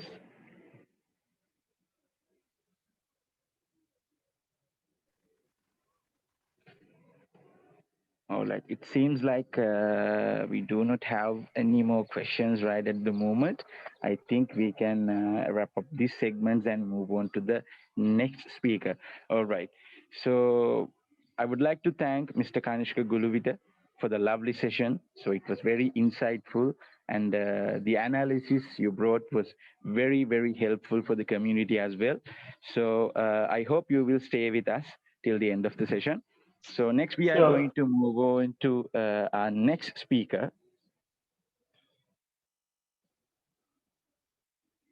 So this is our third and final speaker. Before introducing her, before giving an introduction about her, I'm going to make the same statement. She is also a proud product of the Department of Town and Country Planning, University of Moratuwa. So when it comes to her academic qualifications, she has completed the Bachelor of Science Honours in Town and Country Planning, University of Moratuwa from 2009 to 2013. When it comes to her professional experiences, she's currently working as a program manager, global projects at MG Consultants Private Limited, and she's a member of MG Group of. It's a member. The company is a member of MG Group of companies, and also she's experienced in global business development and program management of donor-funded projects, and also a business strategist and public communications expert for diplomatic missions. And also, she's an expert in consultancy business operations and management with 7 years of experience. So she's none other than Mrs. Lakshi Weerasinghe. So we, we welcome Mrs. Lakshi Weerasinghe for the session. So the previous two sessions, what we did was we had a theme, we had a main topic, then we allowed our speakers to deliver the presentations. But in this particular segment, what we are going to do is we are going to forward a set of questions to our speaker. So then she will answer all these questions. So this session is going to be kind of an interactive session. All right. So Mrs. Lakshi, hope you can hear me, and hope you are ready. Yes, I for can this hear session. you. And can you hear me well? Yes, we can hear you. All right. So we had a discussion with Mrs. Lakshi, and kind of we already decided on what to discuss. So since this is an interactive session, I'm going to forward questions one by one, then she will answer. All right. So we all know in Sri Lanka, with all these stereotypical ideas and all these things, it is not very easy for a female professional to enter the corporate world, to enter the business world and survive and achieve what they deserve to achieve. So the first question is, as a female professional, especially we know majority of the town and country planning degree program fellows are female undergraduates. So specifically as a girl, how to face the corporate world, how to face the business society when we are starting our careers, our professional careers. Yeah, thank you, Sahan. And first, let me thank the organizers for inviting me for this session. And I think this is my third session with Young Planners Forum. And I'm so grateful to you. And I'm so lucky to be a part of Young Planners Forum always. So your question is a very good question and a very timely question, Sahan. So actually, I think we are talking about women in business here. So women in business is a topic that has been in the discussion for the last century because women are now doing the change that the world desires. So it's not only the women, I mean, every gender is contributing equally, but since I'm supposed to talk particularly about females in business, so let me start that way. So we've been discussing about this topic, as I said, because women are making a change in the world. And we have, heard about lots and lots of stories about inspirational women. I don't have to name it. I mean, everybody is aware. So as a person and as a woman, especially who is married with a kid, I think I can explain you about what challenges a woman, a girl would face in the business society, and then what opportunities it presents you.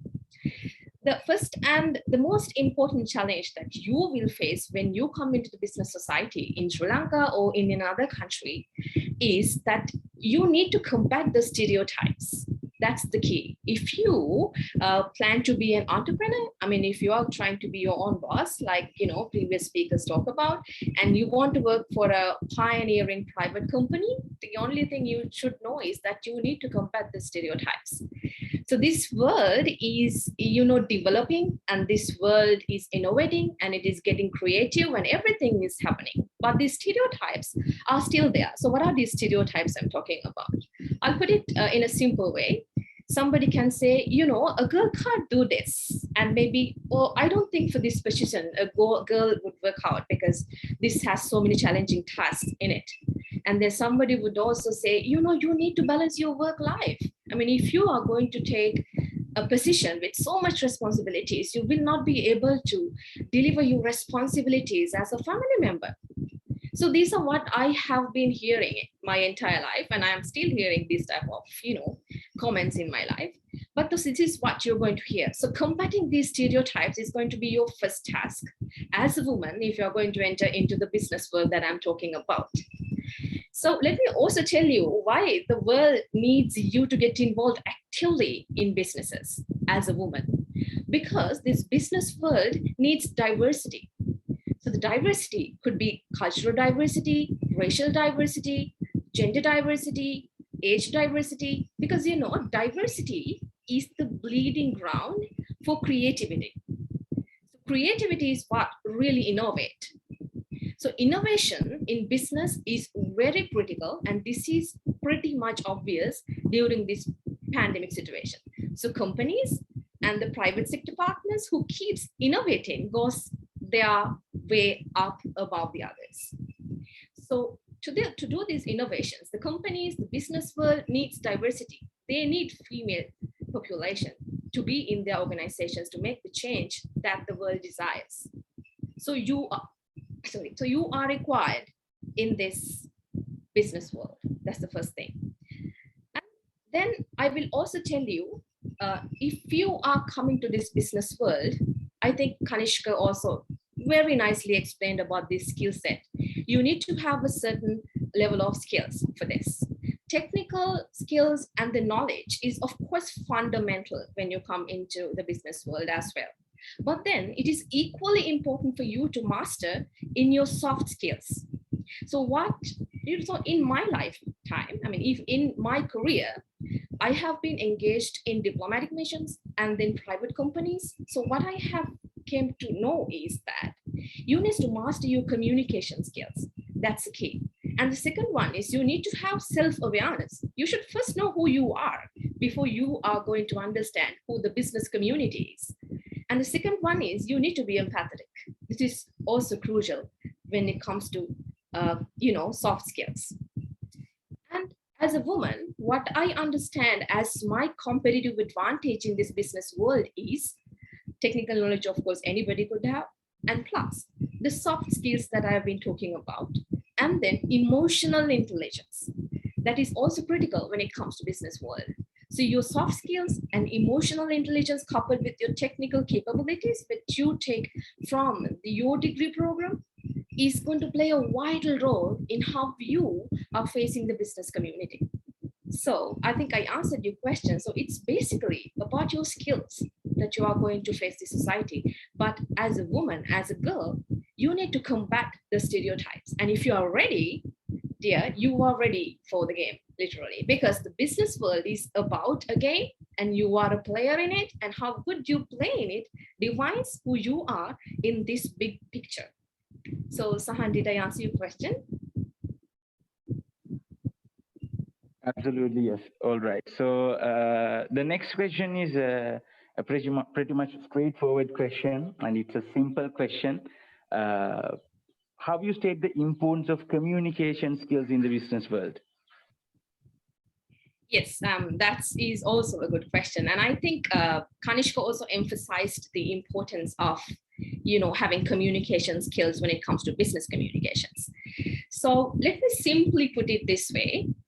I mean, your success in getting a point across to your client, your customer, or your partner is the difference between sealing a deal and missing out on a deal.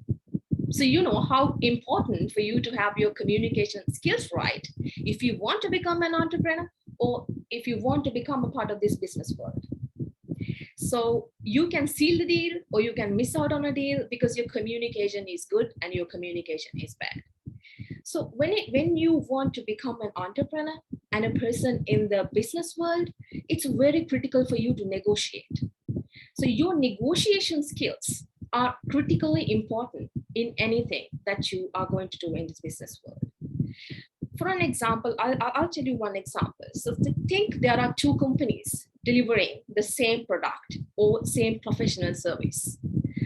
And company A has a business development person and company B has a business development person.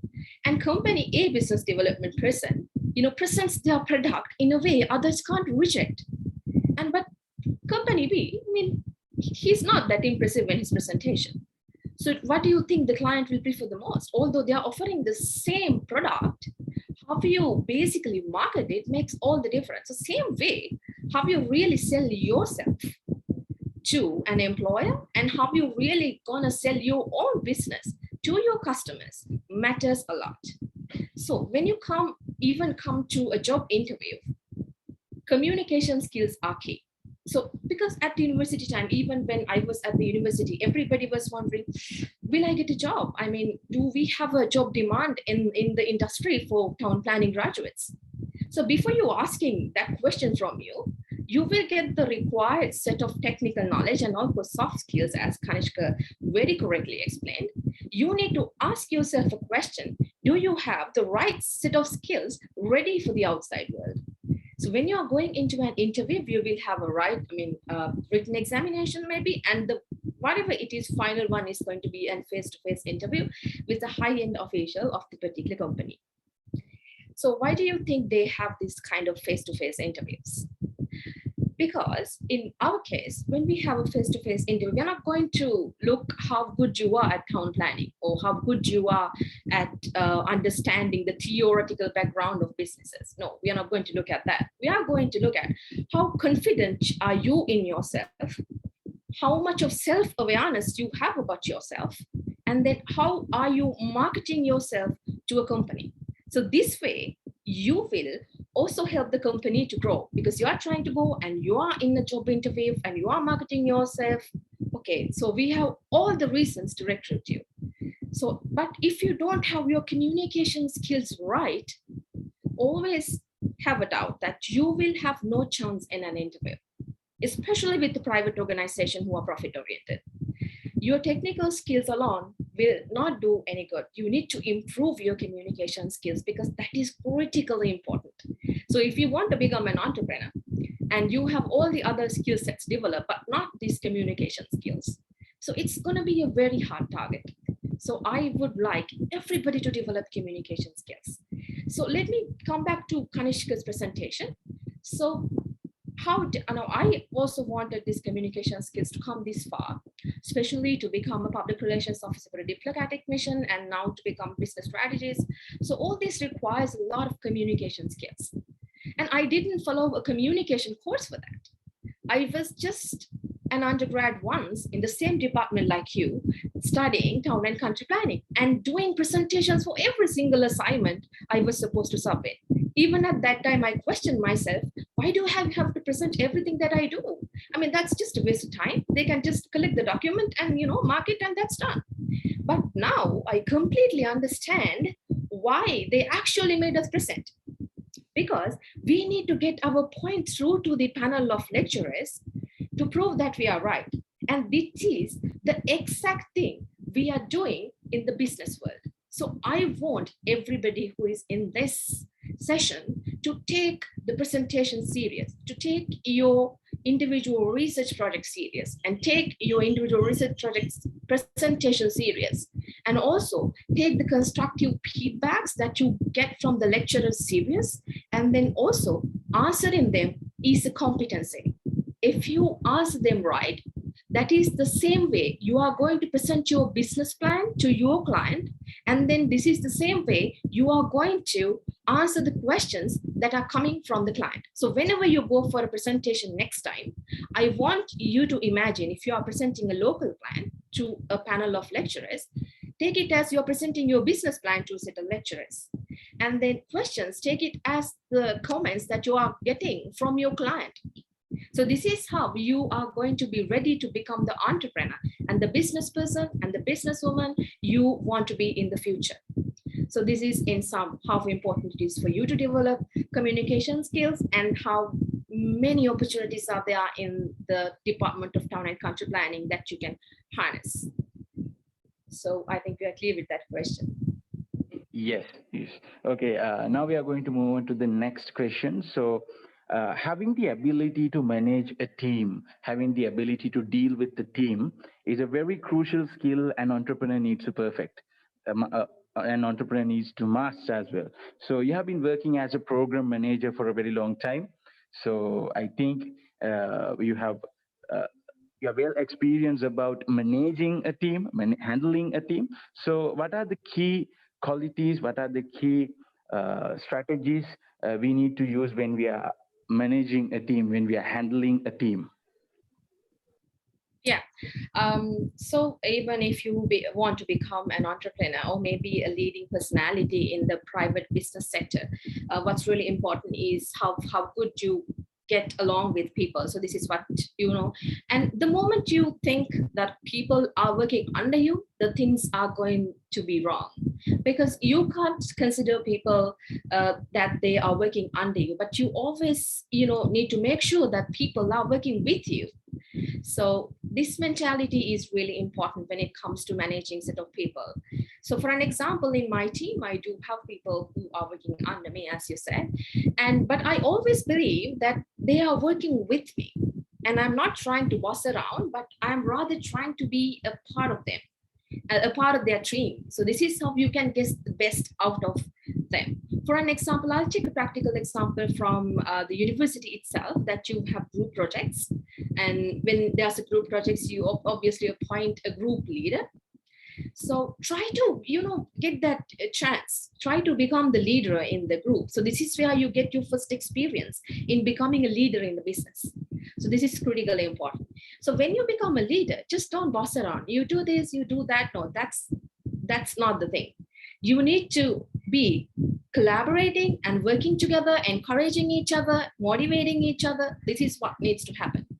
For an example, if you want to succeed in a business and also succeed in a private company, what you really need to know is everybody plays a critical role in a business or a company. So why I say this is everybody's support is equally important for your growth. And if you own your own company, that is more than important for you. So for an example, I'll take an example from my career life. Now, I have several people working with me, and last few weeks was completely stressful. I didn't even have time to breathe, I would say. So we had to work for continuously 2 straight weekends to get things done. So I was thinking to myself, it's not good for you to ask your subordinates or team members to work in the weekends because you're supposed to take your family time. But then I was thinking to myself, if I just ask them to, hey, you work in the weekend and get this done, that is going to, make them feel bad and think about me in a wrong way. So what I did was I asked them to, I told them this is a critically important project that we need to deliver within these 2 weeks. So I know it's going to be hard for you and it's even harder for me, but I'm going to make sure that you're going to take these 4 days off from the working days that's coming in the next few weeks. So that motivates them. So first thing is you need to understand the person you are dealing with. Same comes to your client. If you understand your client better, only you will be able to communicate better. So understanding people, human behavior, and human characteristics is going to be equally important for you to become the entrepreneur you want to be, and to become the business person you want to be, and also become the private sector employee that you want to be. So this is all about the skill set that you gather both from the university and your personal lives. So you need to first start with your university project, and being the leader in a university project will help you a lot when you become actual leader in the private company. So I want you all to think, not becoming a leader, but be a member of a team and collaborate and motivate each other and then go up together. So this mentality will automatically make you a leader in the setup that you're working on. So yes, I think I answered that question as well. Yes. All right. So next we are moving to our final question, which is related to the interactive session. So then we can move on to the Q&A session. So if you have any questions to forward to a speaker, so now you can prepare these questions. So now we are going to move on to the final question. So if someone wants to be a leading personality in the business world, in the corporate world, so how can they improve their confidence as a leader? That is something an entrepreneur needs to work on. So what are your insights about that? Yeah, all that I've been talking about on all throughout 3 questions that you asked me are about confidence, self-awareness. So without having confidence in yourself, nothing is going to work right. No matter which course you're going to take, no matter which training course you are going to take, no matter in which country you are working at, if you do not have the confidence, you're not going to succeed. That's guaranteed in the business world. So why do I say like this? So let me just take a simple example. I was I was here from the beginning of this session, and when you ask people to forward questions, and then you said there are 2 options. One is to put your questions in the chat box, and the other option is to raise your hand and say, hey, I have a question, and then you will unmute themselves and then get them so the audience to directly speak to their speakers. So how many people do you think really unmuted their mics and raised a question? Sahan, did anybody raise their hands? Unfortunately, no. Well, so that speaks a lot, isn't it? Because it takes courage and confidence for you to throw a question at a speaker who is experienced than you. And it always makes people uncomfortable to come into a public gathering and then talk. So that takes lots of courage and lots of confidence for you to do it. So we are here today delivering speeches about entrepreneurship, and me here trying to motivate people.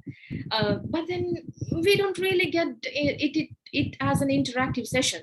The first speaker was also so friendly, and he was open to question. And Kanishka, I know personally, and he's a really friendly person who would answer any question. And he's, of course, one of your seniors.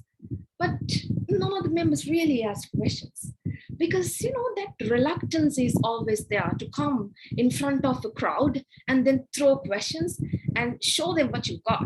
When you are trying to be an entrepreneur, what you're trying to do is be your own boss, fine, but you're trying to show the world what you've got, and you are going to ask the world, hey world, look at me, this is what I've got. So this is confidence. For an example, you take pick me. So I hope everybody is using Pygmy to go up and down, or maybe you've seen Pygmy and everybody is talking about Pygmy. Pygmy and Uber is also the same, but let's take the local one because I like to talk about local businesses the best. So when you take Pygmy, you know how old this Pygmy guy is? He's really young. I mean, young means possibly the youngest. So, but he had, when he was introducing Pygmy to Sri Lanka, he had Uber in place. But did he mind? He didn't mind. I mean, he didn't even consider Uber as a competitor. He did, but then he has his own value additions to his service. So that takes confidence.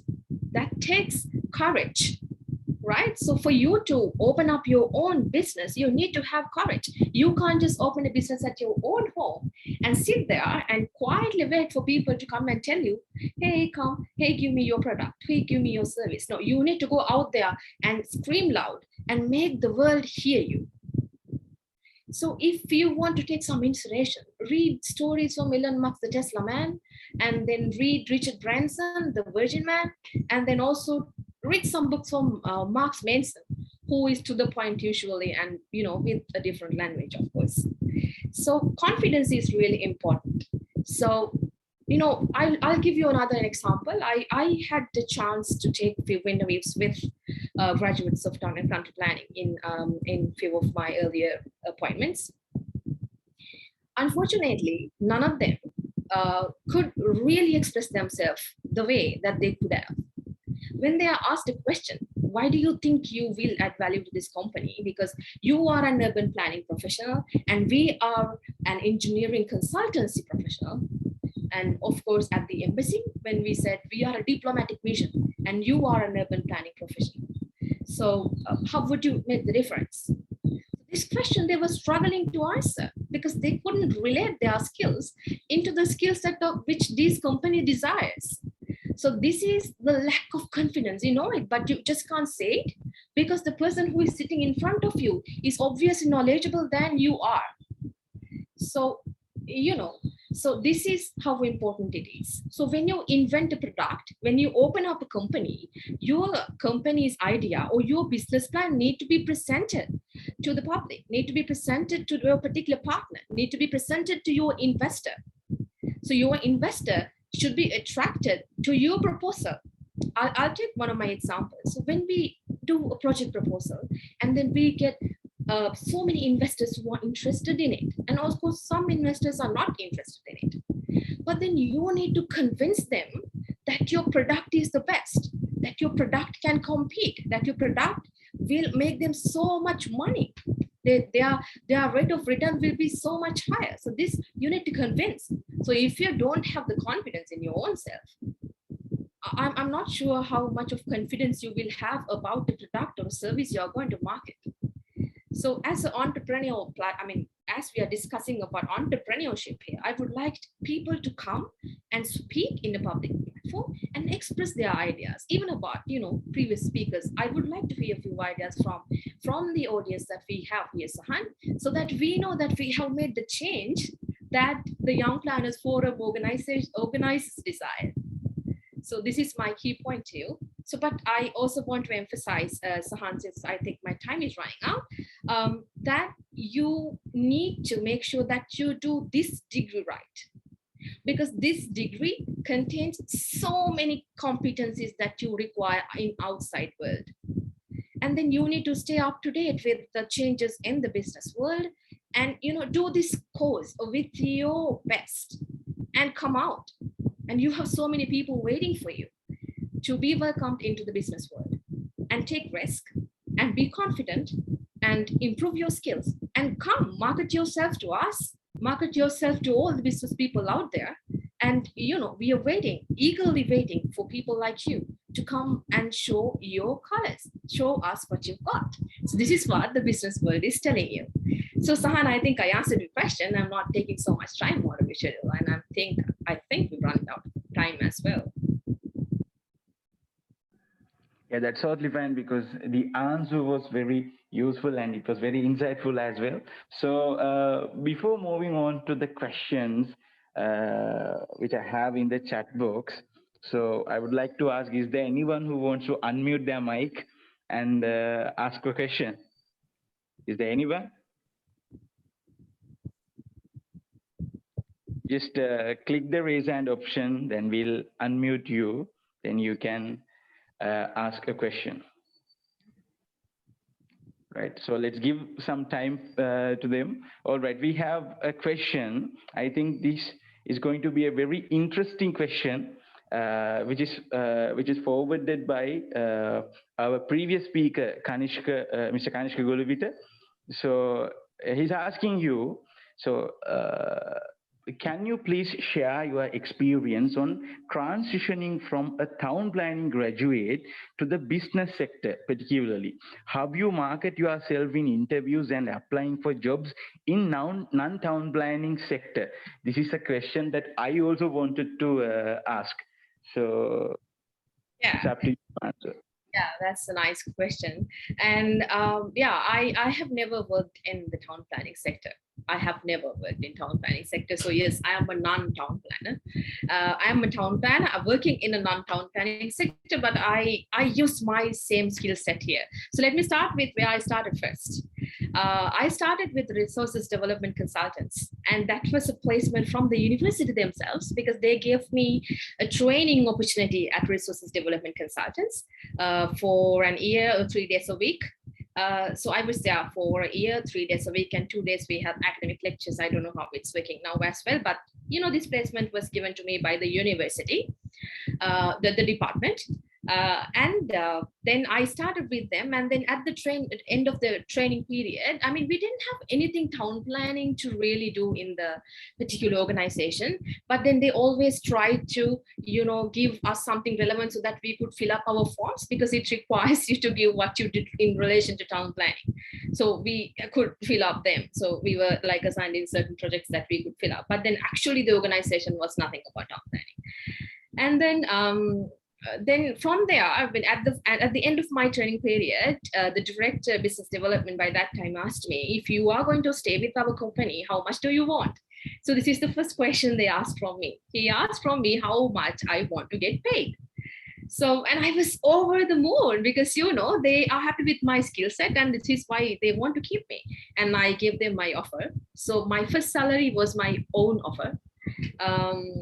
And then, you know, I was placed as a project executive, a beginner level executive post.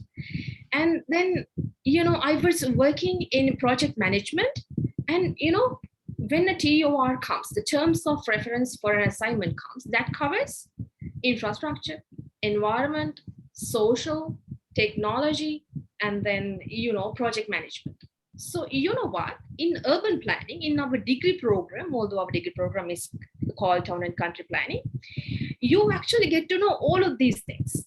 I mean, you know, a little from everything. And sometimes when I was at the university, I had to question to myself, what's the point of learning a little bit of everything when you can actually master in something? I mean, this is what went really right in my life later on. So I could understand every aspect of the TOR, and thereby I could really manage a team of experts who are from different disciplines, because I can understand their terminologies and their technical jargons, I would say, very well, because I knew that, because I got it from the university. So somehow or the other, then I was doing this and I wanted to change, because I got bored working in projects. So I wanted to change. So I joined the Embassy of Republic of Korea as a local researcher and public relations officer, possibly the only local recruitment in the embassy at the political section. So I got to work closely with the ambassador and the deputy head of mission. So here, how I marketed myself was, I had an online interview, and this online interview, what they asked was the current trends in the political scenario of Sri Lanka. So which is, you know, I could manage that part. And then I went for an interview and they asked me what you got. So this is why I'm telling you, you need to explain what you've got. And I said, I can literally understand anything. I can understand engineering. I can understand urban planning. I can understand public relations. I can understand marketing. I can understand business development. I can do all these things, because if you look at my transcript, you will see I have covered each and every module. So then, the deputy head of mission at that time took a look at my transcript. Oh yeah, I've done everything. So I'll be the ideal candidate for this position because I literally can't understand anything. So this is why I marketed myself to her at that time. So this is how I secured my position at the embassy. And then I went to join with engineering consultants. So, I mean, that's a complete career transformation from an embassy to a private company again. So there how I marketed myself first. The same theory, being a multidisciplinary professional. And also I had got my communication skills to a certain level.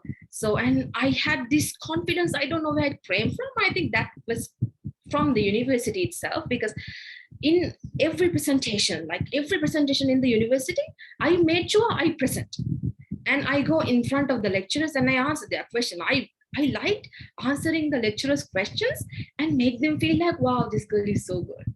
So that made me happy. So this way, I used the potential of being a multidisciplinary degree holder. And then I became if you take consultancy industry, I became prominent in this industry because I marketed myself with my multidisciplinary nature. And then obviously my ability to speak to people without any hesitation and, possibly without any doubts about myself. So this is how I did that, Kanishka. Yeah. So this is how I actually did that. And this is how I actually am doing it now, and I'm supposed to do it in the future. I think this answers the question. Wow, yes. So I also had to take down some notes as well on that answer. All right.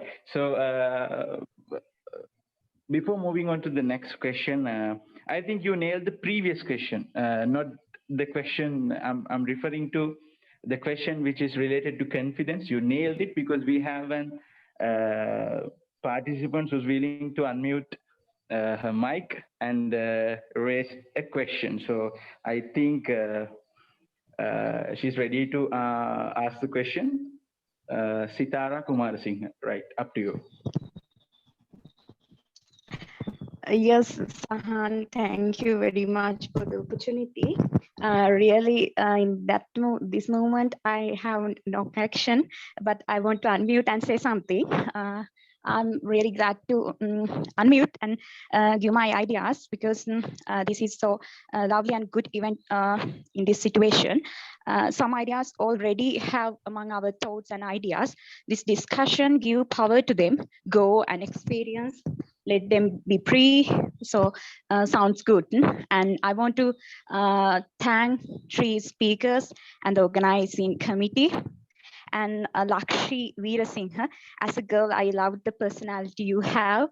And this is what I want to share and unmute and share my thoughts. Thank you for the opportunity. Lovely. That's so lovely and so good to hear. Yeah. Thank you, madam. Thank you. Great. Thank you, Sitara. Hands up. All right. So we have another question. What are the best opportunities for a graduate to start a career in project management in global projects?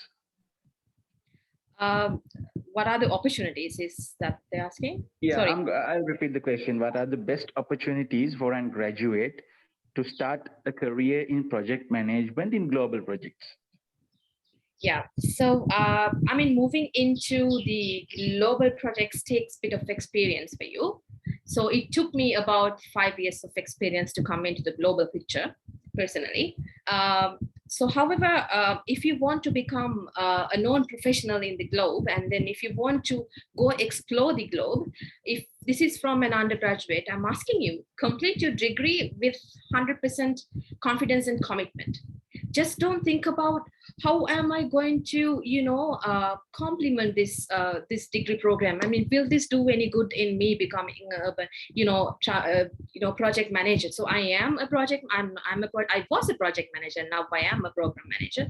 So to come to this, what helped me was this degree program that we all are talking about today. Nothing else took me this, and I didn't do any additional course programs when I was at the university. I did because I trusted every bit of the this degree program, and I trusted every one of my lecturers, and I trusted every bit of technical knowledge and the skills I gained from the university. So if you are an undergraduate, my advice for you now, I think Kanishka greatly explained with statistics how important for you to really learn the stuff in the degree program. So I want you to first focus on the degree and get the very best out of the degree program you have, and then go into industrial training if you get an opportunity, and then get yourself skilled with this town and country planning degree. And when you have this in hand, then you are ready technically. So you go out there and you will meet so many people who would like to recruit you. Like you will meet so many seniors like me, and I have several other friends who are working. So you will meet us. So you will meet, it doesn't have to be necessarily a senior of you. When you see a vacancy, go apply for it and go for an interview and then face it and get it done. So only secret to becoming a project manager globally is getting your skills right, which you will eventually obtain. So when you pass out from the university, it's at the first level. So you still need to work for, I suggest, the local companies, and then get your skill set sharpened and then go into the other level. I'm telling you it's possible, and I've done that. So it's possible. So my advice for you, I mean, everybody who are here, is don't doubt your degree. It's a fantastic program. And if you doubt your degree, trust me, the progress you will make is very minimum. So since I got this question, Sahan, I would also like to tell you now, I don't know if it's the right forum either, but I would anyway say, most of our graduates, even when I was at the university, had a question, we won't be having jobs because, so many seniors, they don't have proper jobs and they're not paid well. So this was, one of the most critical questions, and even at our time. So my problem is, why can't you look at who was successful? I mean, you have seniors who are so successful. Like for an example, Kanishka working abroad as a town planner, he's completely successful. And we have also some my batchmates and my seniors working for private companies, working for government companies in higher positions. Why can't you really look at them? So of course there are few, some set of people who don't do good in the industry. You know why? Because they don't have the said skill set developed to the extent that we are talking of here. So what you should remember is, you're not going to be one of them. You are going to be one of the successful people, and you need to improve your skills. So that's the lessons learned. And that is how you build on adversity, how you build your positivity on adversity. So this is what, we need to emphasize. All right. So we have another question. We'll ask him to ask the question. All right. Yeah, good to go. Hi, Lakshi and Sean, can you hear me?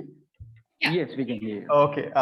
Okay. Firstly, let me thank you, Ms. Lakshi, for your refreshing, elaborative answers for all the questions that Shahan raised. Well, being in the private sector, I can testify for everything that you have told, especially about the leadership and how we can differentiate ourselves as the young planners. Over the last couple of years, I had the privilege to work with a couple of planning interns in my organization. And my question for you, Lakshi, is that one thing I actually seen, although they were the best students in the class, sometimes they had this habit of kind of lack of confidence when they are expressing their opinions. Sometimes what we refer to as this imposter syndrome. How do you suggest that young planners can overcome this problem, especially even though they are the best in the industry? Sometimes they struggle to, express their opinions with confidence and, in a convincing manner. This is actually sometimes I mention to them, like you mentioned, even though we may be the talented, if we can't express ourselves and communicate properly, we won't be highlighted, especially in the private sector. That's a differentiating factor. So how do you suggest that young planners can overcome this issue? Yeah, Dilan, actually, that's the most critical problem. I think we've been discussing about it. So it's the most critical problem. So like you have experienced, I have experienced it personally as well with most of the young planners because they fail to express themselves. So this is why, it's very important for you to take things you do serious. Because I'll take an example from my batch. Lasanta, add me if I'm wrong here. Now, in our batch, prime example would be Lasanta here. I mean, in our batch, there were some people uh, who wanted to build confidence. They wanted to always come in front of the class and talk, even if they were not really good at expressing themselves. They still wanted to come in front and explain them. And we had one batchmate, Lasanta, you hope you remember, we had one batchmate who was not good in his English. And this person came in front of the class and he was like, I can remember it was a local plan. We were presenting something about Mulativ, I suppose. And he was like saying things, but he always wanted to come in front. And then at the middle, he's telling it in Sinhala. So, this is a local plan for Mulativ and Napi maker, Kare maker, and like that, So this takes courage. So because he came in front of the class and, of course, English is not your mother tongue and you are not a master of it. No way. When you are at the university, you don't have to be a master of English. That's you are getting yourself improved. But if you are afraid to go in front of the class and in front of the most hardest lecturer to handle, of course, we had one lecturer, I mean, not the hardest to handle. I mean, of course, who had so many questions for everything that we say. And some students don't want to go in front of the particular lecturer because he or she would ask questions that we cannot answer, and it will make us feel humiliated. But there was a set of people in my batch, including myself, and who are also the other batchmates who are also in higher places. And you also see one batchmate here, I know Lasante is connected. So they want to really go in front of the class, no matter who is bowling. They wanted to bat. And they wanted to say, hey, listen, this is what I've got. This is my answer. So that attitude. So you need to have this attitude. And when you are at the university only, my dear, you are going to get this platform. You are going to get this platform where you will only get constructive feedbacks. When you are going to a private company, what you will get are warnings because you're not doing it right, because you don't match. So possibly a termination letter. And possibly 1, 2, 3 last warning, and you're go home. So only platform you get is this undergraduate program. So I can't emphasize enough that you need to really harness the potential of every single opportunity that you are getting inside this university degree program. I want to see more people speaking, more people talking, and more people are coming out and then, expressing themselves. So if we had few lecturers here, they would say how much of students are coming in front after, talking what they want to talk. So, I mean, to me, this degree program compared to all the other technical degree programs offers you the best platform to train yourself to be confident, because you can make mistakes at the university, but not when you join a company. So that's very critical. So. All right. I think since we are running out of time, we should wrap up the session. Do we have any more questions? All right. I think we don't have any other questions. So the session was really, really inspirational. I'm going to hand over the control to our host before wrap up the session. So before wrapping up the session, I would like to thank Mr. Sathyajith Butpitiya, Mr. Kanishka Gulawita, and Mrs. Lakshi Weerasinghe for delivering valuable content, delivering inspirational sessions to the young planning community. All those sessions were very informative, inspirational. I think our young planners will be able to achieve their goals. If someone wants to be an entrepreneur in the future, I think they gained many important insights from the session. All right. So thank you very much again. Thank you very much, speakers, for delivering valuable content, inspirational content. I think it's time to move on to the next segment of the CPD event. I would like to hand over the control to Sajani to continue the proceedings. Thank you, Shahan. I'm actually quite speechless right now because you all three just boost up our confidence level miraculously. So I personally want to thank you very much. That was the right kind of motivation at the right kind of time, because we are under lockdown and with the under all those circumstances. Thank you very much for the time and the efforts you have put in on us. So with that, we have come to the end of a remarkable session. I would like to invite the convener of YPF, Mrs. Harshani Vijayawardena, to deliver the vote of thanks.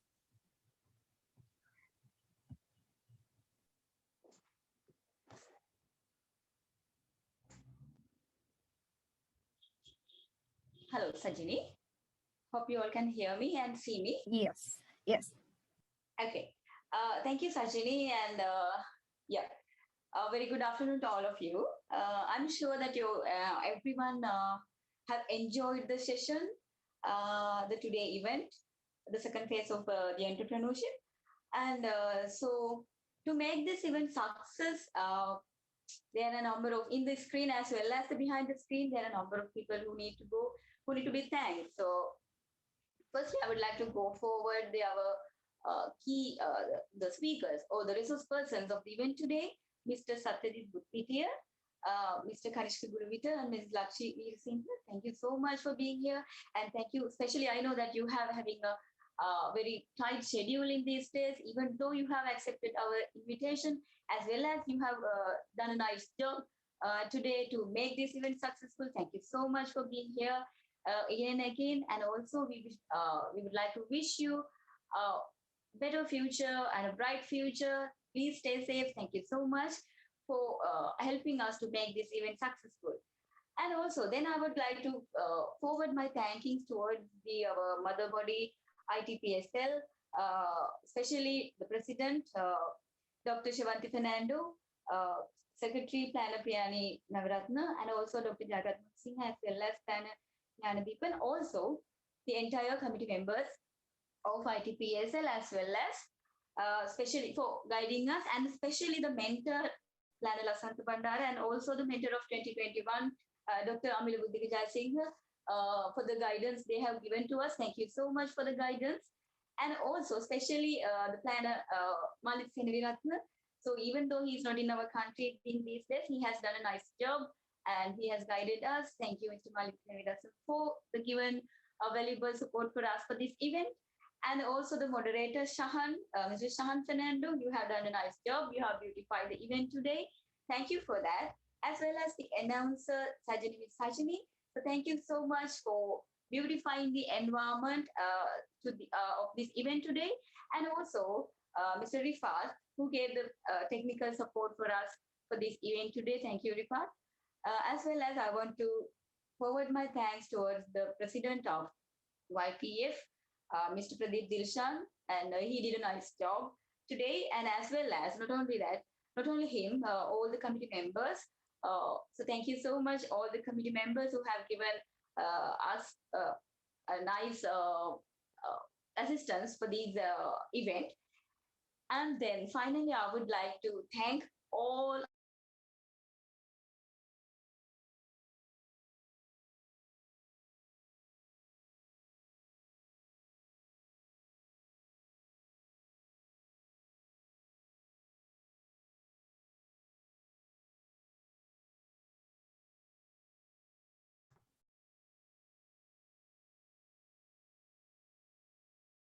CD.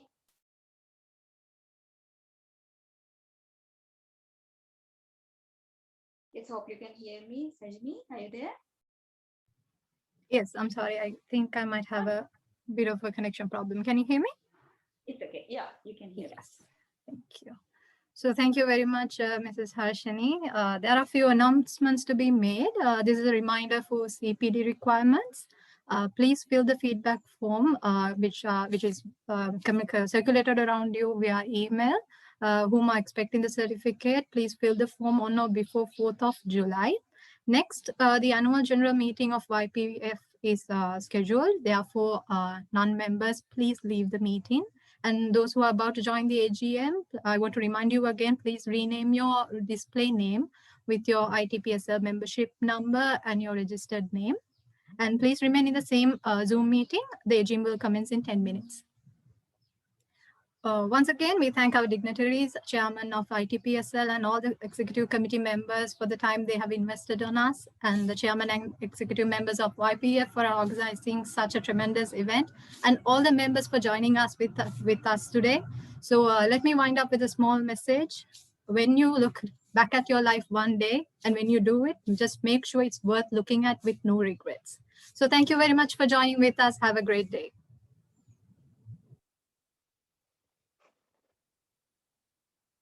Sajini, I want to make a small announcement here. So I'm very sorry that the president of YPF, Planner Deshriyani Jayasundara, so we would like to thank for her for giving us great guidance. Thank you, ma'am.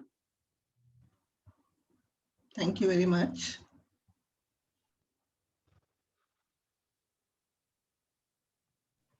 All right, with that, we have wrapped up our session for the first segment.